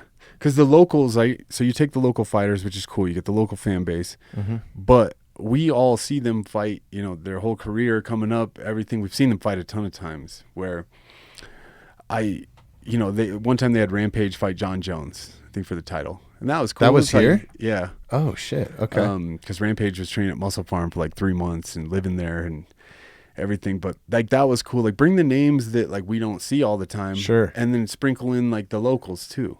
Yeah. Make it like this is a huge fight town. It's a huge fight. Yeah. It's probably one of the biggest. I think if you looked at like fighters per capita in a city, it would have to be here in like maybe Florida, right? Yeah. Maybe. Yeah. California. Somewhere in Florida. I mean, their population is huge too. Yeah, that's true. Yeah, I don't know. But yeah, I'll probably go. Yeah. Why not? I'm such a fucking, I'm a weirdo, dude. Like my favorite way to watch the UFC or something is just at home by myself. Same. Like I like to hear the commentary when you go to the event. Like I went to Austin when they were honoring Mark for the cancer deal, and then went to the Brundage's fight down there. That was awesome. It was a fight night, but it's just different being there. You know what I mean? Yeah, I got like real bad ADD anyway. Yeah. So like when I'm around people, like went to LFA last weekend and I maybe watched 2 fights. Like I watched my sister-in-law Brittany fight. Yeah, that's right. Other than that, I'm not paying attention because like you know everybody there, like right. So Yeah. it's kind of like a reunion when you go there. I had my seats, but then I was like sitting at this table, at that table, like going around talking to people and kind of glancing at the fights. Even when I want to watch them, like you get caught in conversations with people. So like tomorrow night, I'll probably just chill at home, wait 9 and watch them. Yeah, that's how I like to watch them. Pay attention. Yeah. Yeah, and I think, it's the same when I came to your fight, even though we're ringside. Like, I think your fight was the only one I kind of really watched, dude. The rest of the time, it was like bullshitting with Everybody else. Because you want to hang out with the homies. Like, a lot of the guys, like Beto, I see maybe once every 2 years or something, you know what I mean? So, like. And it's a night out for everybody. Yeah.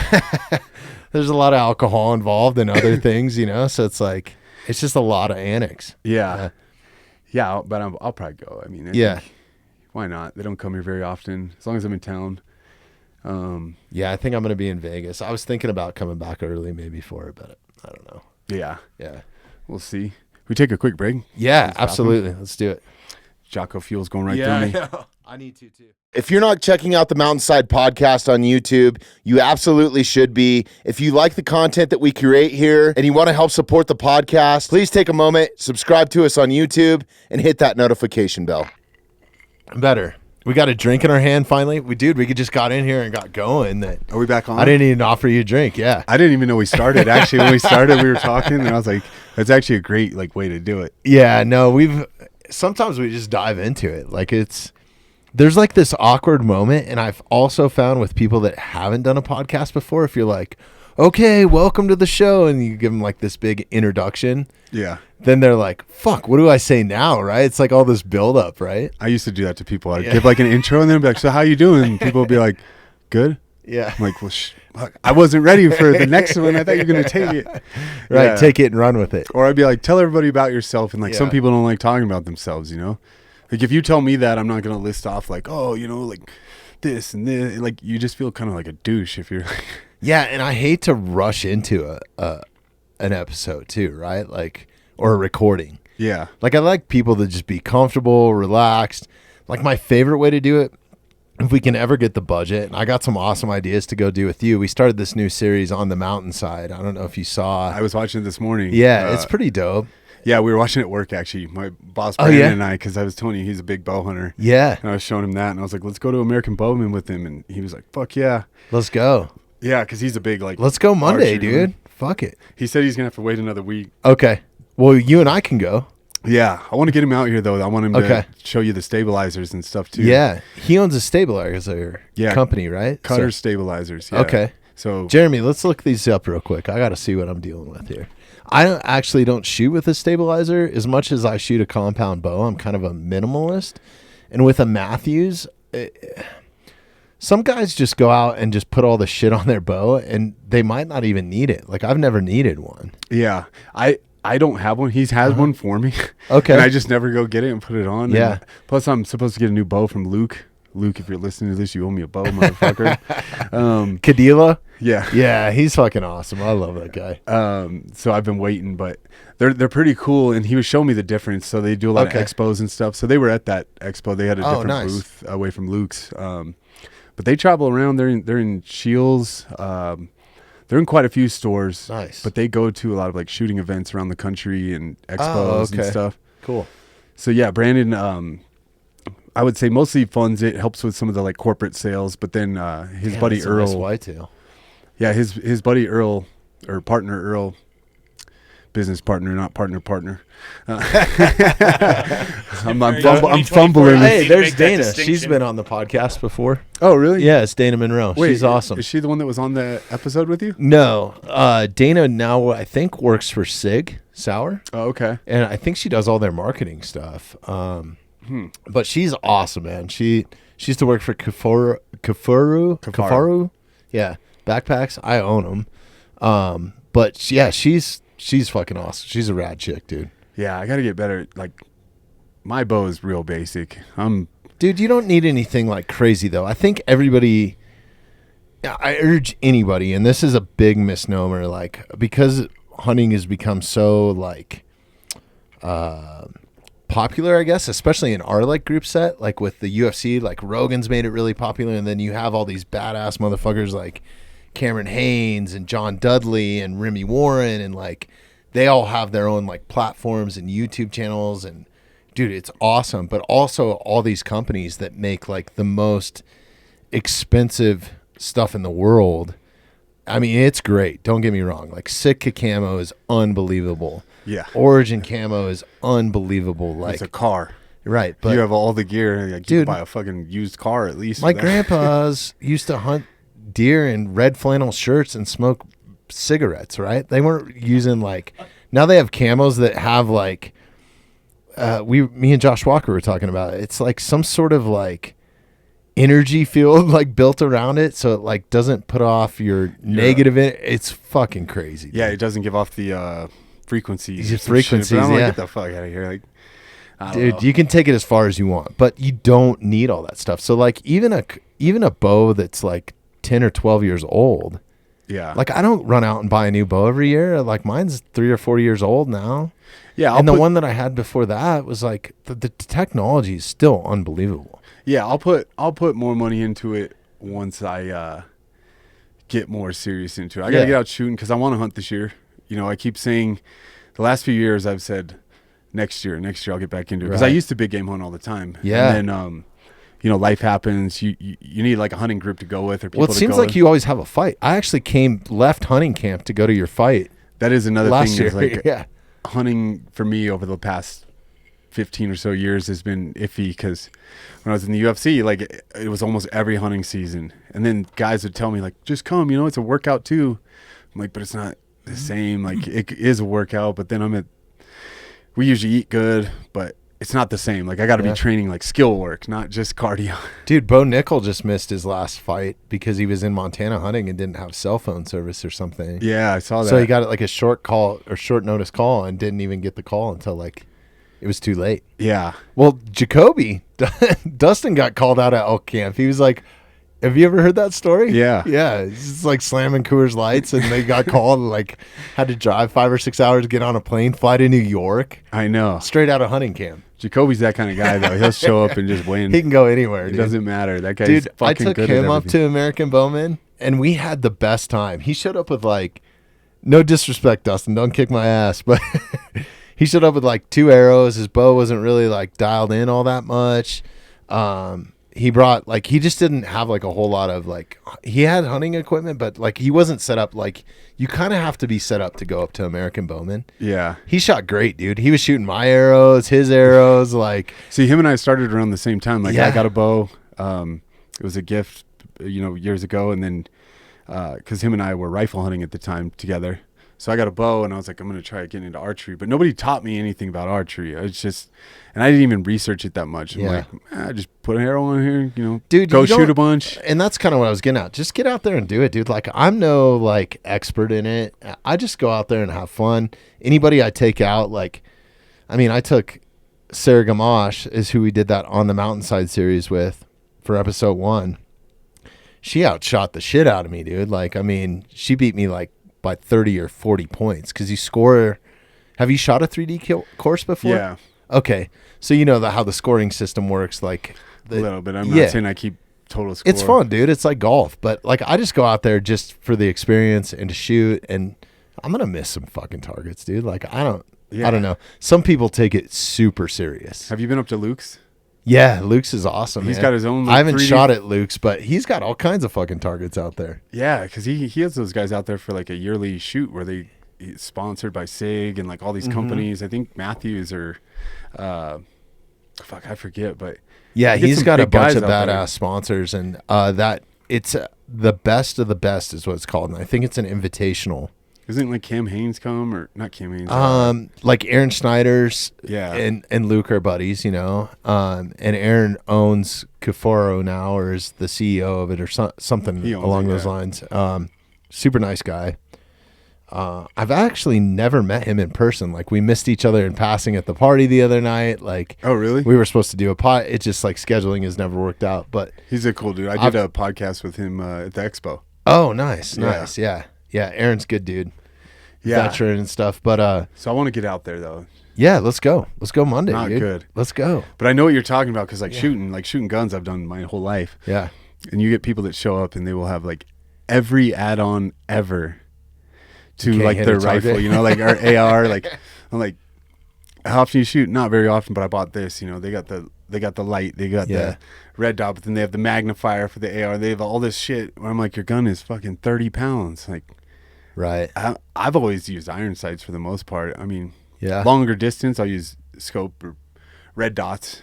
But even pistols, I just bought my first red dot 6 months ago for my concealed carry. Yeah, because I shot. I've never shot with one, dude. Like all my handguns are just iron sights. It's like cheating. Yeah, it's like fucking cheating. I shot. I think it was my brother's gun or somebody's at the range. Like couldn't miss, and I'm like, all right, maybe I'll get one of these. Because, like, at least for concealed carry, you're talking, like, emergency situation, Right. whatever. Like, you want to be on. So does yours, because my question is with them, like, I want one that is illuminated when you draw your gun. Like, some of them you have to, like, turn on, right? Like, Mine automatically turns on with okay. movement. All right. You'll have to fill me in. What kind is it? Holosun? Okay, cool. Yeah. I'll get you set up. Yeah. We got a client that owns, what is it? God. Iron Horse. Okay. In Parker. That's who I bought it from, but you can get them wherever. But it's great. I love it. You can change it red or green. You know, oh, really? 'cause, like, that's cool. I like green better than red. Uh-huh. For me, like, my eye catches it better. I don't know why. Even, like, shotguns, you know, the front sight. Mm-hmm. I like green rather than red. But yeah, I think it was like $500, $600. But you sight it in, you're set. Yeah. Those things, the battery lasts forever. I mean, that's kind of how compound bows are. I mean, once you get set, and as long as you have a good anchor point and a good shot sequence, once you get dialed in, it's pretty. I mean, I was shooting 200 yards yesterday. My sight doesn't even go that I'm like far. shooting 30. So that like made it fun, you know. That was stupid. Actually, I wasn't shooting 200 yards. I would never do that at American Bowman. I did. There's no target set up at 200 yards. A couple of years ago, I took a couple of shots at 100. Yeah, it's And fun. Me and Dustin were shooting at 100 out there. That was fun. I had to take a picture of it because I put it like straight in the neck of an elk. And I was like, Jugular. I walked up and I was like, I got to take a picture of that because it goes like. Yeah, it's so fun shooting long distances like that because the arc of your arrow, I mean, you're like aiming. You're not even aiming at the fucking target. No, you're aiming at the hill over. Yeah, or a tree or whatever. Yeah. Yeah. Yeah, you got to get a Holosun. I recommend it. I need to shoot firearms more. I own several firearms. I own some badass firearms. I just never never train in them, man. Like, well, we need everything is archery. We need some land. It's better. Yeah. It's better to go to like some property and shoot than it is a range. Like, yeah, I'm the same way. That's why I go to American Bowman. It's like I hate standing it's boring for me to stand at a concrete range. Yeah. And just shoot. Like, I would love to do like some shoot and move training. Like, yeah, well, that's when it gets really fun too. Plus, like, you actually can save a ton of ammo. If you're doing like real drills, you don't need to like load the entire magazine and empty it every time. You know, and just stand there. When you're in indoor range, like you load it, you stand there, bang, bang, bang, bang, bang. You know, move and shoot. Like sometimes I'll put 2 rounds in the first mag, 1 in the second, and then I'll have 1 round in the mag in the gun. So then you're practicing reloads too, and then what is that? That's 5 rounds rather than a whole box. Next thing you know, you're like, I just stood here and shot, fucking $200 worth of ammo, or you can even just put 1 round in each. So do you have an outdoor range that you go to? I know of a couple, but I know of one spot we could go that's private, which is nice because then you can do whatever you want. Yeah. So like Marcus and I went up there and we were doing ARs to pistols. So, you drop it, draw, and move. Sweet. We had cones out. That's what I want to do. Like, I think if I were to compete in any sport now, like I kind of have this little bit of an urge to start maybe competing in some tactical game stuff. Have you ever seen that? Yeah. Yeah, it's pretty dope, man. Or It's the like 3-gun or. Yeah. I mean, it's fitness and move and shoot, kind of combined. Yeah, I've done those like drills too, where you gotta like run first, then shoot while your heart rate's up, and that's kind of how I use American Bowman. Is I use that to get ready for hunting season. So I'll run between targets with my bow sometimes. Really? I mean, if you do both sides, if you shoot all 40 targets there, it's like 4.5 miles and probably maybe 1,000 feet of elevation climb because you're up and down. So even just hiking it, I mean, your heart rate gets up enough to where when you're shooting with an elevated heart rate. And then you might be standing on a hill that's like totally uneven and shooting down or uphill. It's like, it's the closest thing to mimic real hunting shots. And the way that the guy set up the course, shout out to everybody that maintains and sets up the course up there. They have shots where you have to get down on your knees. You have trees to navigate. Sometimes you're shooting through the gaps of trees at an elk. That's cool. It's fucking fun, man. Yeah, you can make it like harder and harder. Like I've done a job I used to have, we'd have to do like PT tests almost and then shoot.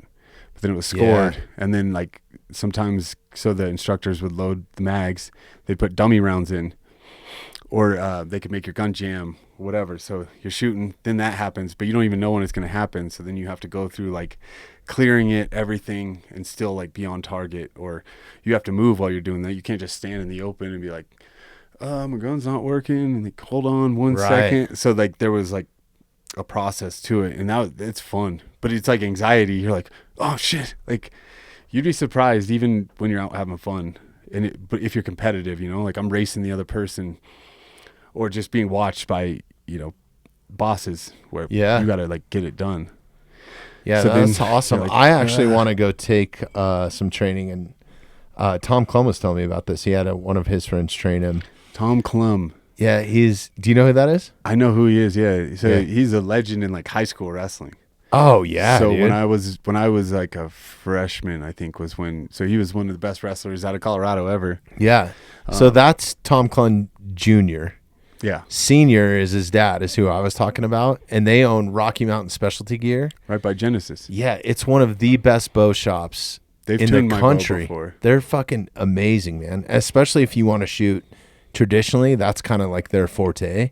And Tom is a world-class coach. Like he goes all over the world, like Australia, New Zealand. I think he was just in New Zealand, like teaching. He's got a whole like online course. Like he's incredible as an archery coach, and he's kind of who coached me. So like having that right here in Denver is unbelievable, man. There's so much. There's a ton of, just as much as there is of like fight training you can get here. Archery is another big. I bet. I mean, we thing have Rocky Mountains, you know. Yeah, but Tom is badass. But if you want to learn to, I want a bear scenario. So like a charging bear scenario, and train with my 10 mil. For that, because I was gonna say, if you want I think that's the closest thing that I'm ever gonna encounter. It's probably not gonna be an active shooter. I hope to God. Hopefully not. Yeah. I hope it's not. You know. You never know with this. Yeah, you never know. There is a guy. I want to give him a shout out, but if you ever want to do it, so in Utah, his name is Mike Pannone. His company is called CTT Solutions. So Whitney and I went shooting with him out in Utah, but I've worked some jobs with Mike over the years, and he's like the most legit guy that could ever teach you. He won't tell you any of his stuff, so I brag about him. But he shoots professionally now, but he was in the military for a long time. So does he offer like training courses? Or yeah, that's all he does now. What is it? Jeremy, can you look this up? Mike? CTT Solutions. Or you can even go to his Instagram page. But him and his new wife run it. He's the man. So Mike lost an eye overseas, but so he started out as a Marine, became Marine Recon, left the Marines, joined the Army, became a Green Beret, left that and went to Delta. Damn. He helped start Triple Canopy at the beginning. So he was on my podcast a long time ago talking about how to smuggle $1 million. I know this dude. You've told me about this guy before. Yeah, maybe we might have even talked like via message. Yeah, on my podcast he was talking about. I titled it "How to Smuggle $1 Million into the Middle East" or something. That's right. Maybe that's where. Yeah. And it was like at the kickoff of the war in Iraq. I think it was Iraq. Could be Afghanistan. One of them. Triple Canopy was in the process of being set up, but they didn't have the contract yet. So he went into like Jordan. And then had to cross the border on foot, and he had $1 million in a backpack for funding and stuff, and like just going through like all the like the dude's seen some shit. Yeah, he lost his eye from an explosive, and he was a professional shooter, and then still is, but he has to switch eyes now. He didn't switch hands; he just switched eyes. Wow! So he actually shoots like off eye. That's crazy. Yeah, but he's a great teacher too. Like he has fun. He jokes around. He's not like. You know, you'd think a lot of these guys would be like super serious. And Whitney was like, man, that was so fun. Like, there's so many of them out there now too. Yeah. You know who, shout out to Dom. What's Dom's last name? He just started a podcast with Ironclad, which Ironclad is fucking crushing, dude. It's like, I don't know if you've seen any of their stuff. I have. Yeah. They do fucking incredible work, man. Yeah, I want to say if you're in Utah or anything, look up CTT Solutions. Sure. Like, where's he at? Is he outside of Salt Lake? Yeah, I forget what town it is, but he's got his own range and everything. Okay. So he takes people and like anything you want to do, but he'll also like come to your house if you want to like do tactical shit, like how to defend your house. I think that's the best sort of training you could get, right? Because like one of the things, you know, how I was telling you, like hanging out with Bates and all those guys, I would just pick their brain and like, okay, what kind of blades do you guys use, you know, or like half face. Yeah, of course. Yeah.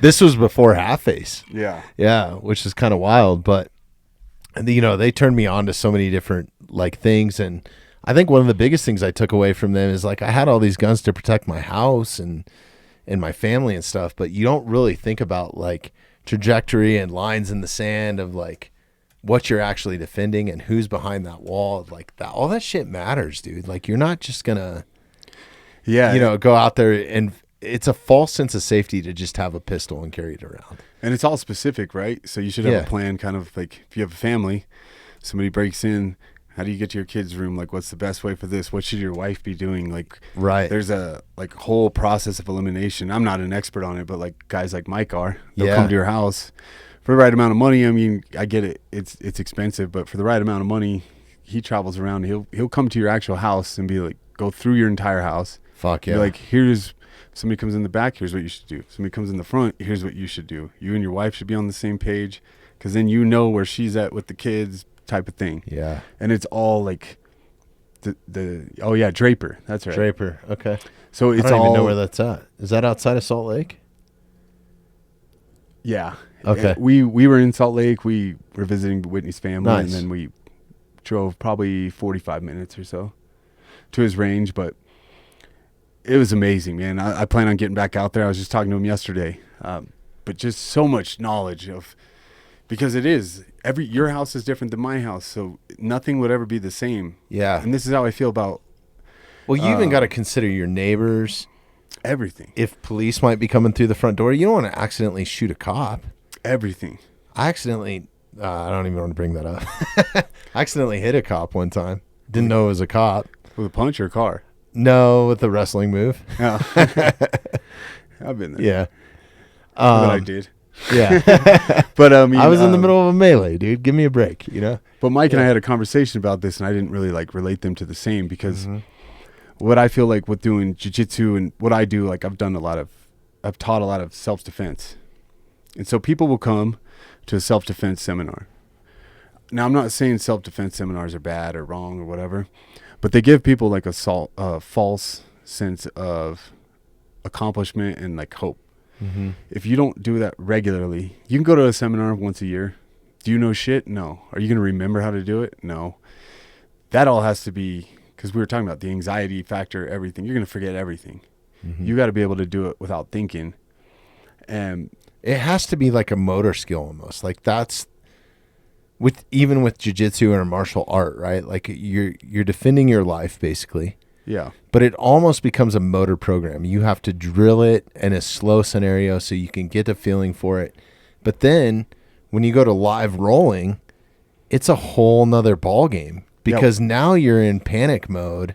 So like, well, you're thinking about it. I'm choking you because you're thinking about it. Yeah. So it's like seconds or milliseconds, you know, boom, boom, boom. And think about how much more intense that would be in a firefight, man. Like, yeah, you know what I mean? Like, and that's what he was telling me about, like houses and stuff. You can go to the range and do self-defense courses and shooting and everything, or clearing rooms, but like, what about your house? Your house is different than your neighbor's. That one's different than that one. You should know how to do yours. You could go to an empty building. Mm-hmm.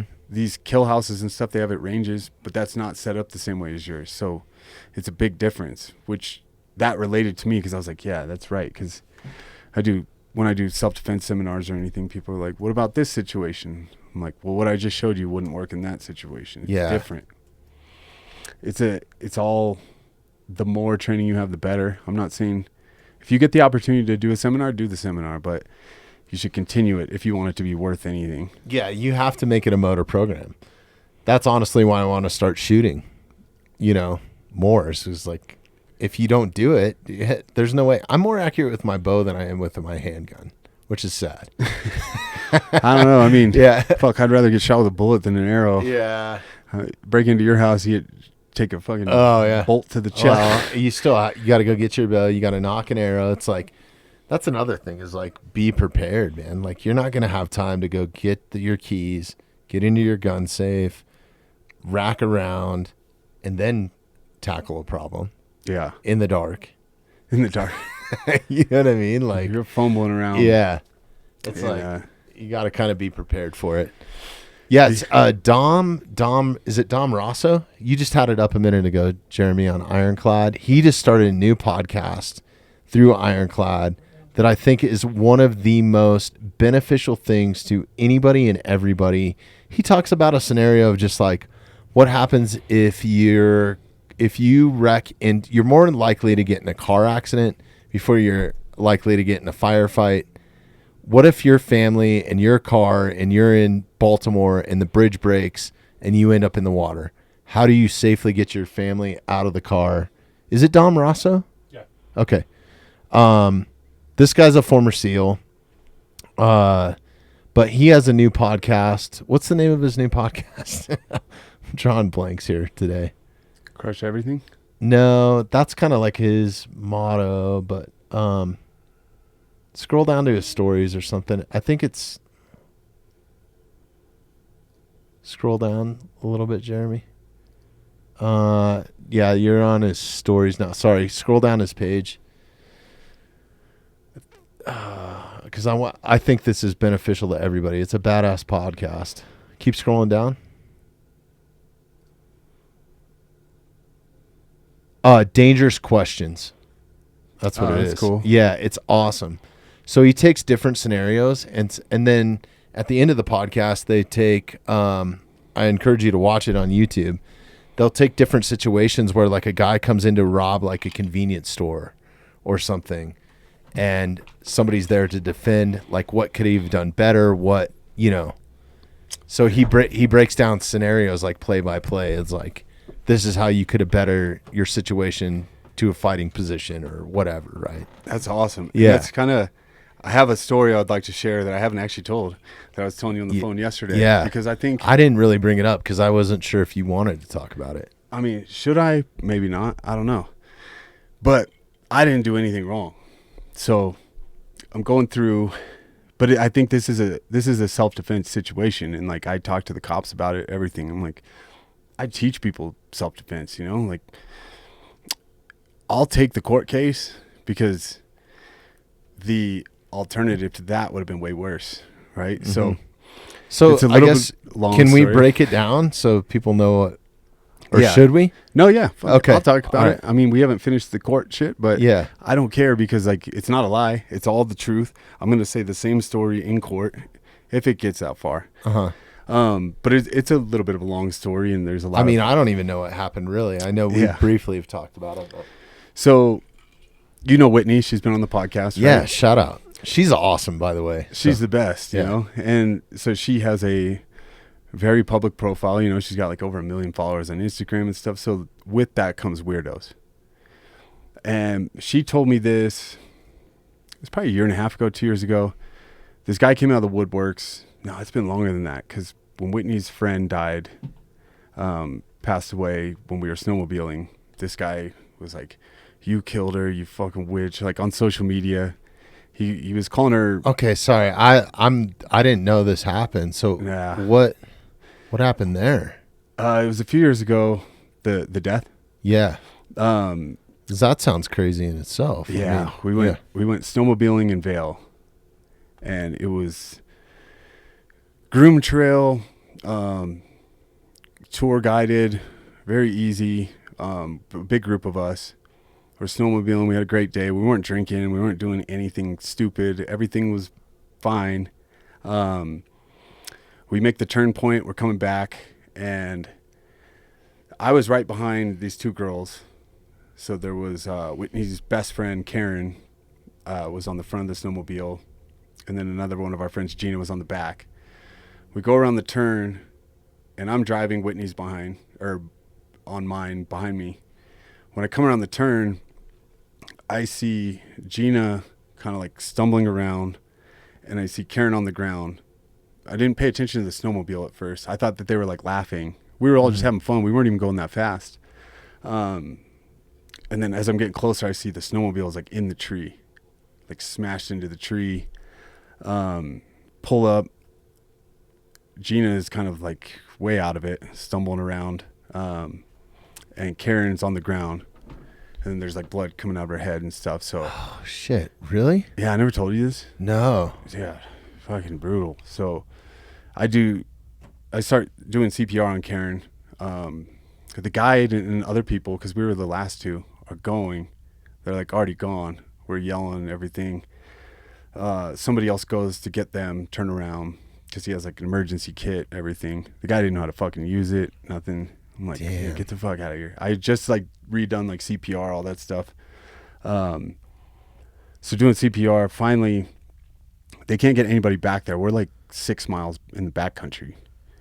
Because I was like, call a fucking helicopter or something. You know, she's not moving. Her leg is like twisted backwards. Like brutal sight. We tried the, what is it, defibrillator. Defibrillator, wasn't working. So like we get her on a sled with the guide. And so, like, I ride on top of her, doing, like, CPR down the mountain. And, you know, we get back, and they're like, she's dead. It was fucked up. It was... Damn, dude. Yeah. It was a weird, mind-blowing, like, what the fuck just happened? You go from having just, like, a good day. We're all laughing. We had just taken a picture. And not even getting, like, crazy, right? Like no, none of it was wild. It wasn't, like, crazy backcountry stuff. It was a groomed trail. Wow. The only thing we can think that happened was because Gina was on the back and Gina's fine now, but they like hit a bump, and Karen was like this really tiny like Asian model chick from LA. She came out to visit us, or Whitney, and went to the mountains with us, but they hit like a bump, and then I think like throttled it. Oh yeah. And then they call it target asphyxiation. There wasn't even that many trees around. It was a groomed trail, and then just straight. You can't avoid it. Like the one and only tree. Yeah. Just straight into it.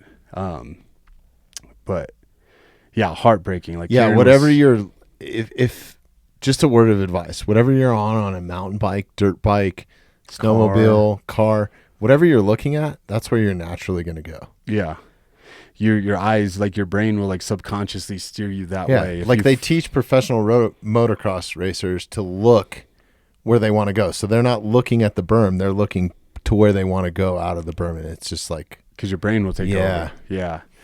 So really, really fucking sad, man. Like Karen was... That's heavy, man. Yeah, Whitney's best friend. I met her like day one. She was like the coolest chick. Fucking awesome. So it's been like a long recovery from that. Obviously, it was very... like Whitney was there for the whole thing. I had to like push her away. During all that, and then it just fucking, I don't know, sometimes it's your time or whatever, I don't know. Fortunately they had told us that she had died on impact, because you know everybody plays like, what could I have done different? It was a head wound. I knew well that. Thank goodness for like the little bit of preparedness that you have in training and stuff, because I think a lot of people don't have that, and that's one thing that I've adopted here is just like, you know, we've done a stop the bleed thing in here, and like just like knowing how to set a tourniquet, having some gauze, having the right shit with you, and then actually knowing how to use it is one thing. But just even CPR, like I had the SWAT medic in here several times. Shout out to Sam Boyer-Goff. He works on a helicopter unit now as a paramedic, and then he goes on SWAT calls as a medic. I can't even imagine. And he's fucking awesome. He's right here. He's active. But he's given us like just some insightful stuff. He's like, out of all the calls that I've been on where CPR hasn't been started on somebody that's under some kind of cardiac stress, whether it's cardiac arrest, a stroke, there's so many different things that can happen to you, right? Where your heart can stop. Yeah. And if CPR hasn't been started before an ambulance gets there, the patient doesn't. It's like a 90%, 99%. You're not going to make it to that next. And I had literally just like re-up my CPR stuff. So I've done CPR since like 8th grade. And doing some medical classes for where I was working. So it was like super fresh, but that's one thing too, is like if you are, I don't know, I can't remember, you're technically like the first responder, right? Mm-hmm. But I'm not a doctor or a paramedic or anything, so you are not allowed to declare anybody dead. So the rule is that you have to do CPR until somebody who can says to stop, basically, or like declares that person dead or right. So yeah, I did it like all the way down the mountain. It was fucked up because I took my gloves off. We did it, and I was riding on this sled, and I thought I had frostbite after. Like I couldn't. My hands hurt for days, like stinging. Yeah, you sacrifice yourself, right? In that situation, it's like you're trying to save a life. Well, adrenaline at the moment, like adrenaline, just like fight's a hell of a drug, you know. Yeah, you feel it later, but yeah. So doing it all the way down the mountain, I'd fallen off the sled at one point because the guy was like riding all crazy. He was panicked as hell. No fault of his own. Like this guy signed up to be a snowmobile guide, and I'm sure he took those classes and was like, what's the chances? I always did until this. Now I pay attention to like the rules, what they're saying. Like if I ride jet skis, anything, because I never thought that would happen to me. Yeah. So I would give anybody the advice, like take it serious. Because I was fucking around on the snowmobile before that happened, and Whitney was on the back, and she started yelling at me at one point because I'm like going up the mountain and like gunning it, and yeah, I take that stuff way more serious now because I never thought that like going to do something fun, you would come back without one friend or family member or whatever. Right. Like it was I don't know. I mean, it'll live with me forever for sure. Like I can remember. How could it not, man? It's like, yeah. I can remember every second of it. But, you know, I think she's on to a better place, and she always said she never wanted to get old. She was just like fun, loving, beautiful woman that was like, I don't ever want to get old and this and that and whatever. You know, you try to reason with it any which way you can. Mm-hmm. But so fast forwarding to the story I was going to tell you. Yeah, so that sorry. was like, I just had an. No, that's crazy. I just not blow by it, and I didn't know. Yeah. So. Yeah, and so she was like a public figure, you know, like she was an Instagram model and stuff too. Her page is still up. It's Karen Pang. Just a little firecracker, man. And so shout out. The story got put out there quite a bit because she was a notable person. But when that happened, there's this individual that would attack Whitney online, like, you're the reason your friend died. You killed her, like saying something. So did he actually know? No, she had never met this guy. Just a fan of, not a like a hater. I don't know, psychopath. Really, I mean, yeah. And I didn't know too much about it then. To be a stalker, you have to have something wrong with you, man. Yeah. Yeah. And this guy does.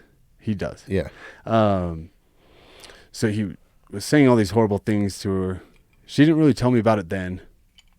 And then as time went on, she was like, hey, this is going on. So I'm like, all right, let me look into this guy. Like, look him up, find him, like his social media page and stuff. And because he would comment on her posts, and he would talk about cutting her up into pieces and like, I'm going to slit your throat.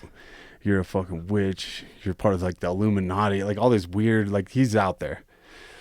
So at one point I was like, man, I'm tired of reading about this. So I like commented back. I was like, look, motherfucker, I know who you are. Cause I'd already figured out who he was. Mm-hmm. And oddly enough, he's an Asian guy. And I was like, man, this guy could live anywhere in the world. China, whatever. Oddly enough, lives in fucking Colorado. But his attacks to Whitney have been going on for 5 years. We've been together 4. She hasn't even lived in Colorado that long. So it's just the weirdest thing of like this guy. It's not just her. It's a few of her friends that are all like fitness models and stuff. He sends them like death threats. Come to find out he lives in Colorado. And I had figured that out and stuff. So I commented back and I was like, look, Kim, I know who you are. Like, I know where the fuck you are. One day I'm going to see you. So you better back the fuck off. And then he went in on me, how he's going to kill me. He would put me in the ground. All these things. So I saved all of this over the years. So saved every single one of them, screenshots, video recordings, because it would be him talking to the camera. When I see you, I'm going to kill you. Really? Yeah. I got him. I'll like show you when we get on. Next level, man. Yeah. And so this has gone on for years. This was I don't know. This is 3 years ago that I kind of found out. There are some so I've worked with a lot of high profile, divas and that sort of stuff, and those threats are fucking legitimate. Yeah, like to the John point. Lennon got killed by a fan. Yeah, we had I used to work for Rihanna, and there was, in the 5 or 6 years that I worked for her on and off from the beginning of her career to the end, I can't even count the number of people that literally would run on stage to try to touch her, grab, whatever they were trying to do. And you don't know if they're trying to hug her or stab her. It's wild. Yeah. The obsession with people gets And I weird. think one thing that's important to note too is your background is in some personal protection stuff for high profile people, right? Like you've worked in that industry. Yeah, a lot of celebrities and stuff, and then like I've been training it forever, and then like jiu-jitsu, martial arts, all of it. Like, so it's not like you're just an over adamant boyfriend that is taking this to the next. Like, you've been trained in what to do and what not to do. Yeah, from a professional standpoint, though. I'm not like you've worked for some professional companies doing this as a service.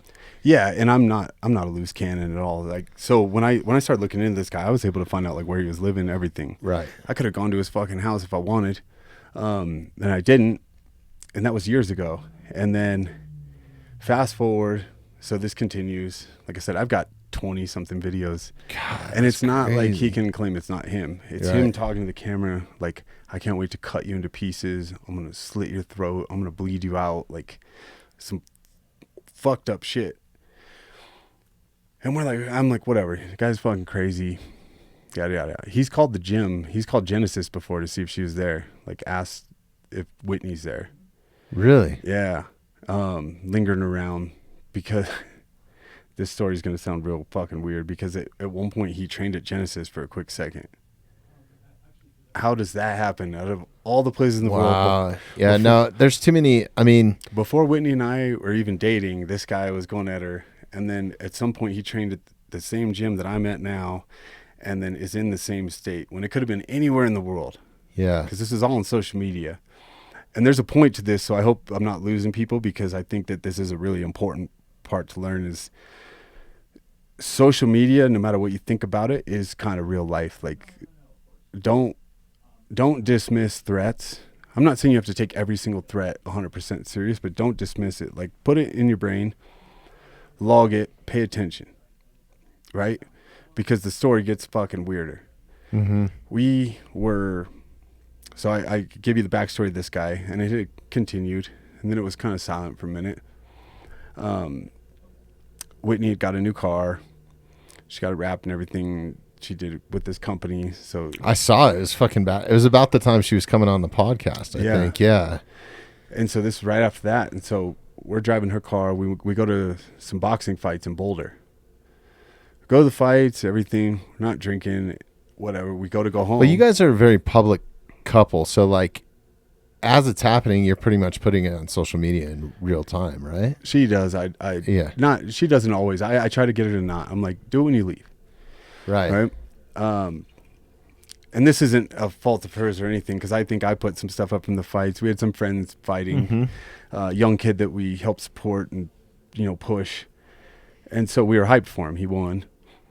So we go to leave, and we're in Boulder. Like, we live in Denver. We don't live in Boulder. So we drive to the gas station, needed gas. This is like 10 o'clock at night. This fucking guy comes walking up to me as I'm getting gas. Swear, like, well, there's camera footage of it. You could find the fucking. Dude, this motherfucker's got some balls, because if you go and look at your social media, it's you fucking KOing people and he's still got some balls. Is this dude fit? I mean, does he have any fight pedigree or like any sort of? He's got to be delusional. Like, he trained and stuff, but he's fucking delusional. But an amateur. I mean, yeah. By what I saw, yes. Because, and no, he's not big at all. Like, this isn't a bragging thing at all. This is literally. I'm not laughing at the situation. I'm just laughing at this guy's. He's a small fucking stupidity. It baffles me that people literally have to have a screw loose or like a mental disability to think that they're going to be able to do something. But at the same time, who fucking knows if this guy has a goddamn gun? Well, that's where and you're pumping gas and he shoots you in the back of the head. I mean, look at like. That's where the story's going because I was, and I mean, he's not intimidating at all, right? Right. But when I saw him, I was like, oh fuck, this is how I die. I literally thought that because, so I'm getting gas. We're the only car there. It's in Boulder at 10 o'clock, and it's not, school's not in session or whatever. Yeah. So half the town's empty. You know, it's not like CU's there. And I'm getting gas, and this guy walks up to me, and he's wearing a big, like, puffy coat, and it's not even cold out. Like, I don't have a coat. It's, you know, it's fine. He's got a big, like, parka on and backpack. And shit. And I'm getting gas, and he walks up to me, and he's like, hey, you're Chris, right? And I, like, looked at him, and I was like... Did you recognize him right away, or...? Kinda. Mm-hmm. I was like, oh, what's up, man? And he's like, yeah, I watch BKFC all the time. But he was just, like, weird anyway, but then I, like, put it together, and I was like, oh, yeah, cool, man, nice to meet you. And, like, once I realized who it was, I started walking towards him, right? But I was being, like, cool with him. I'm like, oh, cool, yeah, what's up, man? Like, you watch BKFC, everything? And I was like, what's your name? And he told me, and then that's when I just, like, grabbed him. Because I will tell you this, like, I might not be right, and I might get in trouble or whatever, but I didn't die, right? So if you think somebody has a weapon like that or, like, a gun or whatever, I mean, like, what am I going to do? If I take off running, Whitney's in the passenger seat, and I just bail. So running wasn't an option. So you want to, like, close the distance, right? Because if he has a gun, want to put yourself in between whoever you're trying to protect and the threat, right? Yeah, and also, like, I want to put myself as close to him as possible because I'm confident in how I handle myself. If he has a gun, I can't do anything from 10, 12 feet away. No. So I was, like, walking towards him just like, oh, yeah, what's up, man? Like, you watch BKFC? You're a fan? Yada, yada. And then as soon as I said, what's your name? And he's like, oh, I'm Kim. I, like, grabbed him by his neck and, like, kicked his feet out. And I did kick his ass. Mm-hmm. I kicked the shit out of him. But I didn't die. And I could not believe that happened. Okay, so this all goes down, but what happens after you kick your feet out from underneath him and you guys get into some sort of squabble? I mean, does police show up at this point, or like what? No, I stopped on my own, which will be part of my story on there, you know, like once I knew that we were good. So there's a security guard that came out from the gas station and everything, and he was kind of like, what the fuck? He didn't even really intervene. He was standing watching. Of course not, dude. Those guys make, like, they're the worst false sense of safety there is out there. And no disrespect, if you do this, there's some great, they're just, they don't, that's another profession where they don't pay him enough money. Honestly. Well, they don't. Like, if you're in a concert situation, like 99% of those security guards are turned around watching the artist when they should be watching the crowd. Anybody can be a security guard. You make like $8 an hour. Exactly. Like, you don't have to be like pass capable. The background check. Yeah. Yeah. So there was a security guard in the thing, and again, I think that I'm not getting a lawyer, but if I had a lawyer, they would tell me don't talk about this. But this is the actual story. This is what I'm going to say in court. Whatever. Like, if you want to come down on me for that, fine, because I feel like there needs to be a stand, because we had talked to the police about this guy before. They told us, I understand, I understand, but we can't do anything until he tries something. Really? And I remember telling them, I said, all right, so we have to wait for him to try to kill her or kill her before you fucking do anything about it? Because I told him, like, here's the guy, here's where he's at, blah, blah, blah, blah, blah. And they're like, well, those are just threats. Well, threats fucking matter, you know, to some people. Some people make empty threats, some don't. So that's what we got told by the police. No, nothing. He's got to try something. Well, I'm in the belief that, like, I'm not going to wait for him to fucking try. Like, he came up to me. Had he walked into the gas station, I would not have noticed him, anything. He literally came up and stopped me from getting gas and was like, you're Chris, right? Like, he felt ballsy enough to, like, engage that conversation, which also makes me think, once I realized it was him, like, oh shit. Like, there was a minute where I was like, I'm dead. Yeah. If he had pulled out a gun, with good reason, fucked. Man. Like, I think that you 100% did the right thing. And I think if anybody broke it down, the shitty part with this is the law sometimes doesn't see it that way, right? Like sometimes it depends on, it's a fucked up situation that you cannot turn around and fully defend yourself without that question in the back of your mind. Am I going to get in trouble for this? Right? Like that's fucking insanity. Yeah. That is insanity. I mean, fuck it. Like hit me with it, whatever, you know? Yeah. If that's what it takes. But I mean, you did the right thing though. Is always what I'm getting at. I'm not dead. She's not dead. Like exactly. So, and I left, so I made I guess you could say crucial mistake, but also the best mistake. I had my pistol. Mm-hmm. I left it in my car. Yeah, you could have killed him. I left it in the door when I got gas because I was thinking like, we're in Boulder. Boulder is like rich town, USA. What's going to happen? I took it out, put it in the door, literally to get gas. And then that happened, and I was like, oh, fuck. Like I said, there was a minute where, and whatever. I mean, he's fucking not anything tough. He didn't put up much of a fight other than trying to like kick his feet. And I'm way better than that. So if you see the tape, I just like, you're not going to do shit. And I actually held him at one point. So this is like the restraint that I did have. And Freedom of Information Act, you can get the video. At one point, Whitney gets out of the car because she's like, I looked in the rearview mirror and you were just like on top of some guy. So she gets out of the car and she's like, Chris, what the fuck? Like she thought I was just being an idiot and like got in a fight with somebody. And at one point I like held him and I was like, this is Kim. This is that fucking guy. And she was like, oh my God. Like, right. Afterwards, she was like, what the fuck? Like, was that guy following me? Like, where did he come from? Like, we're playing through it. But before that, and again, this is why I think that like what I did is just and I'll be fine. That security guard, once I knew that we were good because like his backpack was tossed, I beat him up. I told the security guard, I said, look, I'm not waiting around. So you took the guy's backpack off and got it away from him at that point? Yeah, it all like flew off. Yeah. I told the security guard, I was like, I'm not waiting around. The cops are going to come looking for me. Here's my card. I gave him my card. I was like, I don't know what this fuck's going to do because like maybe he lives across the street. I think you did the right thing there too, is you need to leave the situation. You can't hang out and wait for the police to show up and dissolve it, right? Like, and so leave the threat. Yeah, and I literally told him, I was like, I wouldn't let that fucking weirdo in your store, anything. Like, I'm good. I'm not some maniac. But I gave him my card, number, everything, so they knew exactly where to find me. To the security guard. Yeah. Yeah. So when the cops came, they called me right away. And then we went over it, and the cop, I sent him all the videos, pictures, screenshots, everything. And he was like, dude, this is one of the weirdest fucking cases I've ever seen. He's like, I've been a homicide detective for 15 years. He's like, I didn't actually know why they called me on this because I haven't done an assault ticket in forever.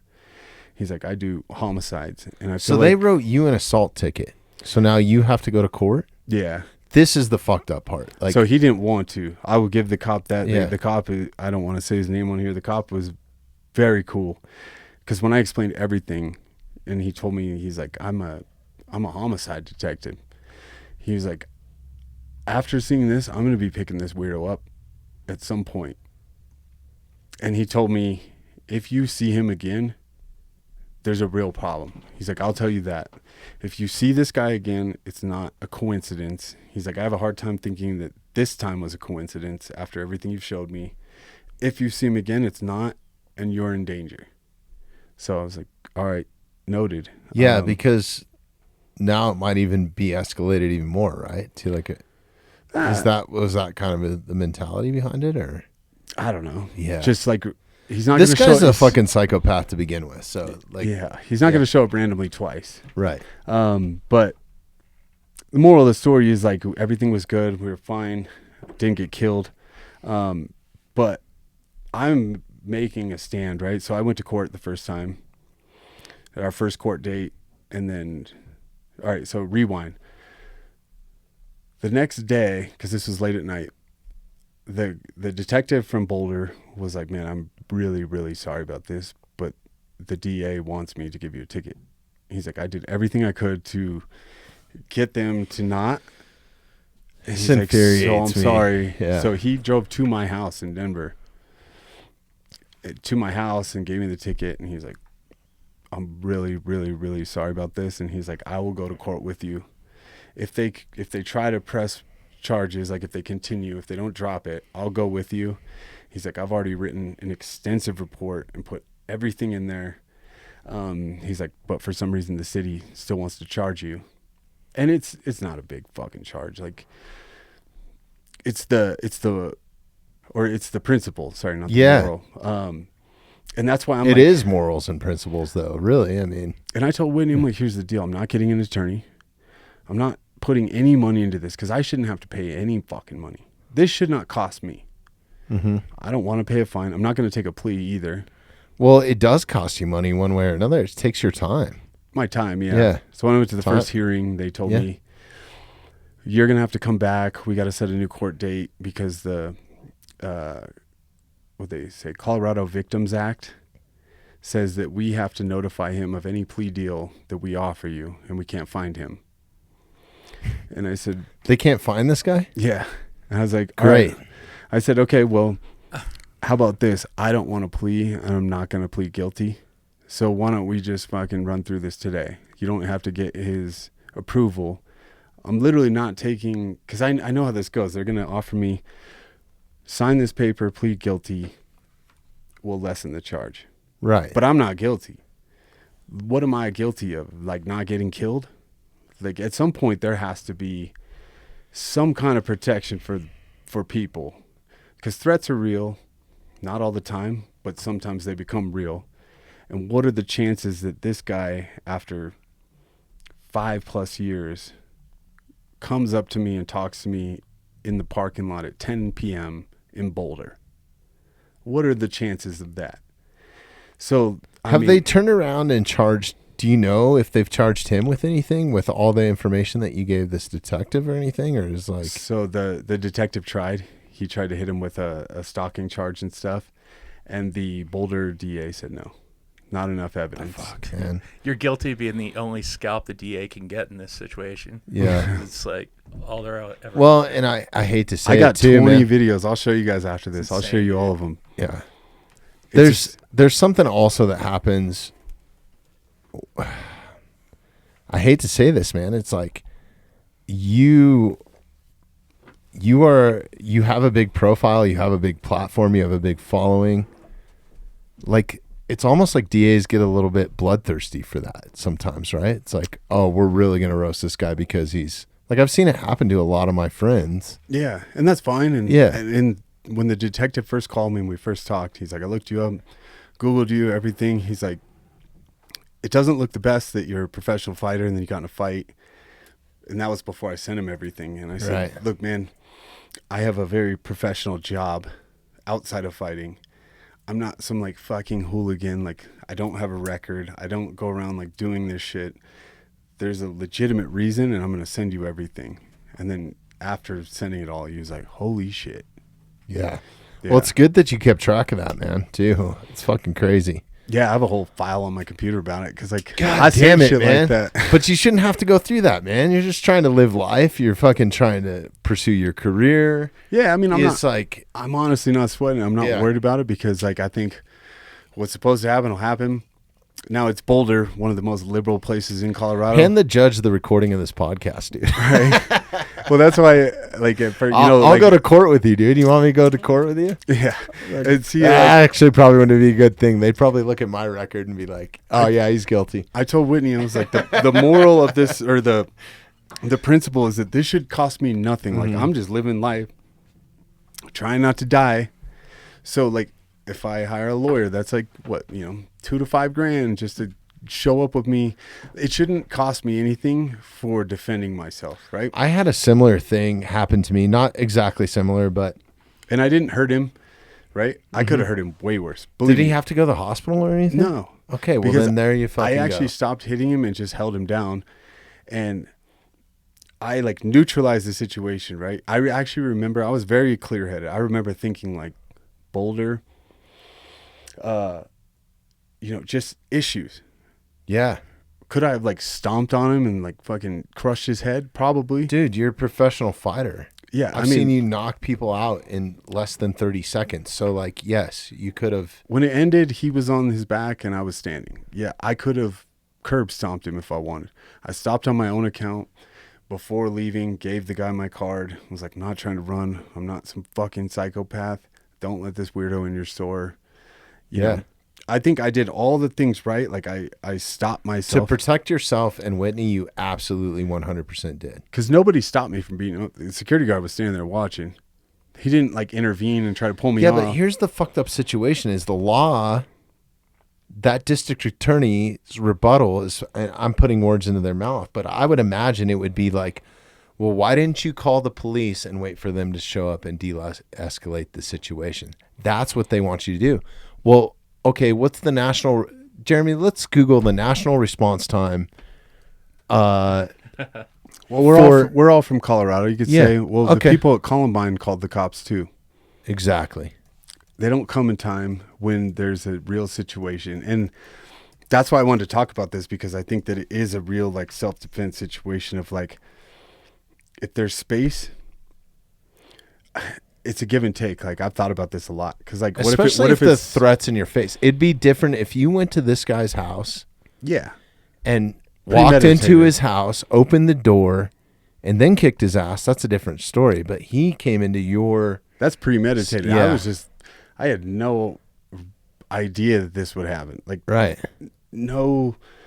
When we drove home, both of us were like, what the fuck just happened? Like, Whitney was having, like, a panic attack in the seat. She was like, is this guy following me? Like, now he knows what my car looks like, this, that. And right.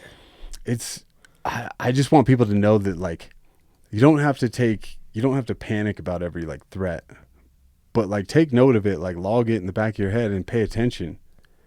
Like, we're still worried about it, you know? Yeah, yesterday at the gym, because he knows where the gym is. Yesterday at the gym, she left before me.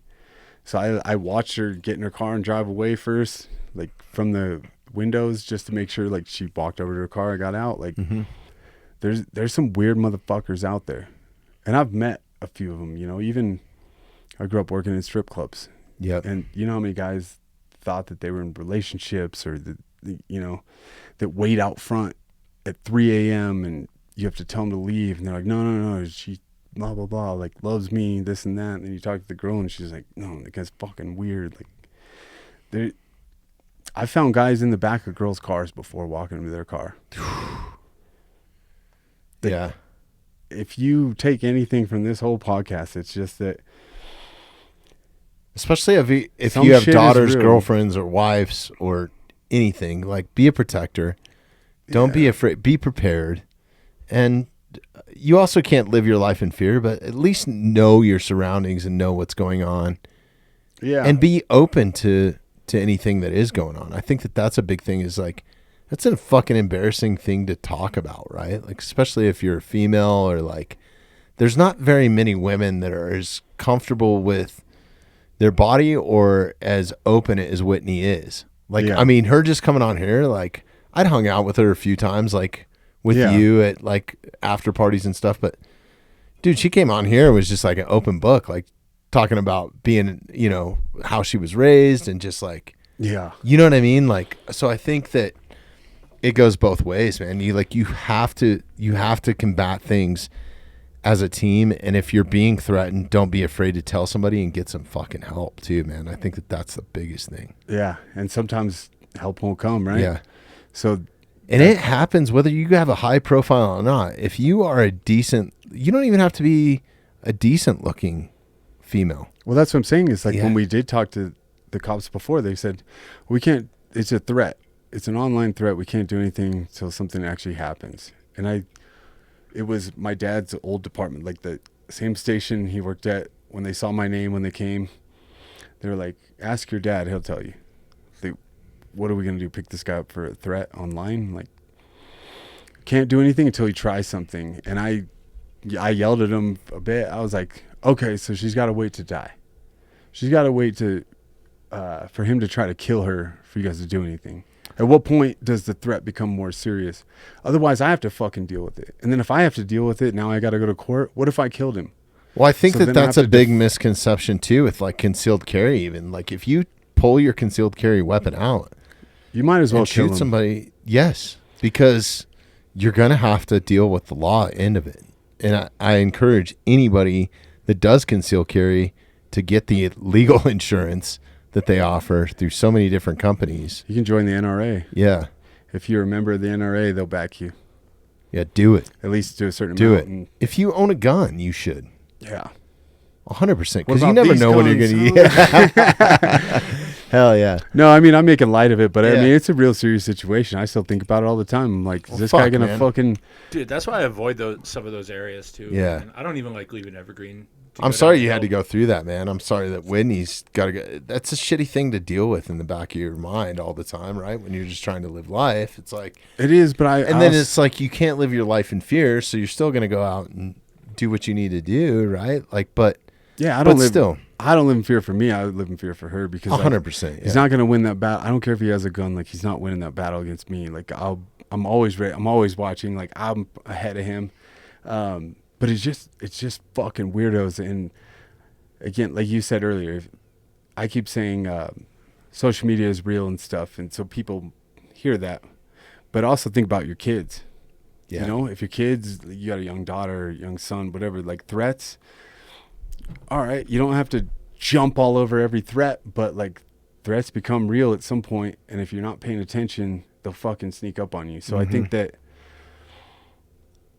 after it happened, I look at it, I'm like, man, again, should I talk about it?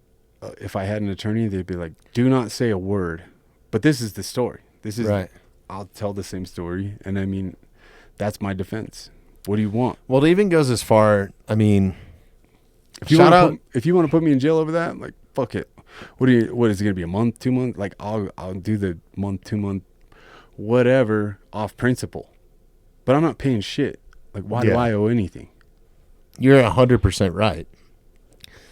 But I don't think it'll go that far. I mean, hopefully it won't. Somebody in Boulder has a level head on the DA's side or on the judge's side at least. I mean, you would hope that whoever we have appointed in there is going to take this seriously and look at everything, right? Like that's... And it's not a big charge. I didn't hurt him bad enough. I could have. And that's, again, like I said, part of my defense is I stopped myself. Nobody stopped me. Right. I chose to, because I wasn't trying to be a menace. I wasn't trying to do anything. I'm just trying to be alive. Yeah. Self-defense. Yeah. It really is. Otherwise, I should have just fucking stomped him until he was dead. Right. Nobody would have stopped me still. Yeah. It's an interesting situation. I'm interested to see how it plays out. I think it gets dropped, honestly. And if it doesn't, then I'll make a giant deal out of it. You absolutely should. You said, like, I got a public profile, so does she. If Boulder chooses to make this a thing, I'll make it a real fucking thing. Yeah. I'll call all media places and everything. I'll blow it up. You should. Because I mean, dude, I think you did 100% the right thing the entire way. And I'm sorry you guys have to fucking go through the legal system to fucking deal with it. That's the fucked up part. Like, I mean, shit happens, you know? Yeah. It's just... But thank God you guys are okay. But what I want to go back to the point that you just brought up a minute ago, because that is a for real thing that I've totally stood behind. And I don't get behind a ton of nonprofits, like only ones that I truly believe in. And I actually know the people that are running it. And one of them is War Party Movement and War Party Ranch. I haven't seen It's that one. Jeremiah Wilbur. He was a Green Beret of like 20 some years. Retired now, cowboy, outfitter, just a fucking awesome human. You guys would get along great. Jeremiah's a savage of a human, but what he's doing with his time now and War Party Movement is, you know, it's kind of solely based around indigenous women. And they go missing like crazy, dude. Like it's unbelievable. But a lot of it, dangerous. But he takes on anything, domestic violence. But really his big message is, you know, grooming is real. Whether, you know, even if your kid's playing Minecraft online, right? They could be getting groomed. Yeah. To meet up with somebody, to be kidnapped, to do something, you know, just online, right? Like they can be getting groomed no matter where. And it's like if you start looking at the statistics of it, and it doesn't matter what neighborhood you live in, what class you come from, how much money you have, what mountain town you're in, none of that shit matters, dude.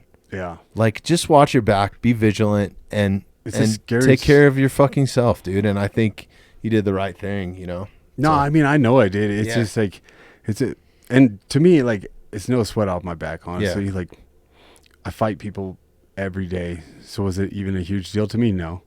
The principle of the matter is a huge deal to me. I mean, the fact that we had told the police about this, nothing was done. We didn't tell Boulder, but I won't say what department, but we did, reported it. Nothing was done. So then, like, if you put it in the hands of the people, then, like, don't come down on me when I fucking deal with my own problems, you know? Yeah. If I call you, you don't do anything, and I do something about it. And this relates to, like, if and when I have kids, you know? Like, we all want the best for our children, our families, our wives, everything. And then if you go through the necessary routes for protection, it doesn't happen, and you take matters into your own hands, then that's what fucking happens, you know? And that's a bad analogy, because I didn't take matters into my own hands. The situation threw itself upon me. Sure. I didn't go looking for him. That's exactly what I was saying. Yeah. But then, like, what am I supposed to do? Wait till he shoots me or fucking stabs me, and then the police will be like, "Oh, we got you." You know, it's not just randomly that he pulled up and was getting gas. Did he even have a car? No. But why would he come up and talk to me, of all things? That's unbelievable. So it was targeted. Yeah. Because if by the craziest fucking instance in the world, he just walked to the same gas station that I was at, why the fuck would he come talk to me? Wouldn't he just go in the gas station and get what he was getting? I'm the only other person there getting gas. I didn't even see him until he sucks, bro. Yeah. There's too many coincidences and too much going on. Yeah. That's like, and I told him flat out, like, you don't back off, motherfucker. I know who you are. And then he still wanted to walk up and be like, "You're Chris, right? I watched BKFC." Crazy. Yeah. That's wild. Fuck, man. We're 3 hours in. We got to wrap this up. I want to be respectful of your time, but I'm wishing you the best in all this too, dude. I'm not blowing smoke over this. You're welcome to come back and talk about it, and you're going to have to do a fucking follow-up on this now. Oh, yeah. We told too many fucking... Here's the thing, like, so if you're listening to this, you don't think the story is, like, way overblown. Like, I didn't break any of his bones. I didn't do anything. It's a misdemeanor for the most part. Mm-hmm. I mean, as far as I know, it's a misdemeanor. So even if they come at me, it's not a big fucking deal. And I'll take it over principle. Like, you know, that's, yeah. It's not a huge fucking deal. I think you'll come out on the other side of it all right. And if not, we'll fucking raise some hell, dude. So otherwise, next time I'll have to break his legs and fucking hurt him a lot worse, you know? Yeah, just letting you know. If you're listening to this, Kim, if I'm going to get in trouble for this, I might as well do some real damage and not stop. But cheers, man. Thank you so much. Yeah, thank you, dude. I really appreciate it. I always forget to drink after the cheers. Real quick, before we jump off, I mean, you got a lot going on. You got anything coming up? I know that you just recently, like, you're on Instagram. It's at Chris Camozzi, right? What is it? Chris Camozzi MMA, I think. MMA. Okay, Chris Camozzi MMA is the handle. Do you have your own website? No, I own the domain name. I just don't know the website. Yeah. I like to buy domains when I'm bored. So I've got a lot of them. I own a couple too, dude, for some future endeavors and shit. Yeah. They're cheap, dude. They're like $20. But no, I mean, I'm slanging buildings now. I sell commercial real estate. Commercial real estate, right? Yeah. So anybody in Colorado, if you end up needing it, if you like these stories, I'll fight for you. Yeah. I'll whoop that bum's ass out of your building. Hell yeah. No, I mean, that is half of what we deal with. Dude, you're the only person I'm calling if I need commercial real estate. Is that not on your card? Yeah. I'll fight for you? Yeah, it actually is. And I made a video, and then I was like asking the company. I haven't given it to them yet, edited, but it was like, that's incredible. because not to prolong this, but no, we can go as long as you want. This is your fucking podcast, dude. So I do a lot in Denver in like the industrial scene. So a lot of these warehouses, if they're vacant, they're full of homeless people. And I'm actually, and I'm the nicest person, honestly. Yeah. If I walk in, because I really are, dude. Like, I think that's the misconception with a lot of fighters. And I was talking to Vince about that when we had him in, last week. It's just like, everybody's intimidated by you naturally, right? Because they see you as these gladiators and they just think like, this dude must be the biggest, loosest cannon. And even when I was thinking that about Yuli, and I know a ton of fighters, but I'm like, Yuli's a little bit different, right? Like, Yuli used to be a criminal. Yuli used to be in a hardcore gang. Yuli used to be like, not that none of you guys weren't, but like, yeah, it's like, you just don't, I don't want to piss you off. I don't want to piss. I got my own gang, bro. Just a bunch of people you've never heard of that aren't registered in it.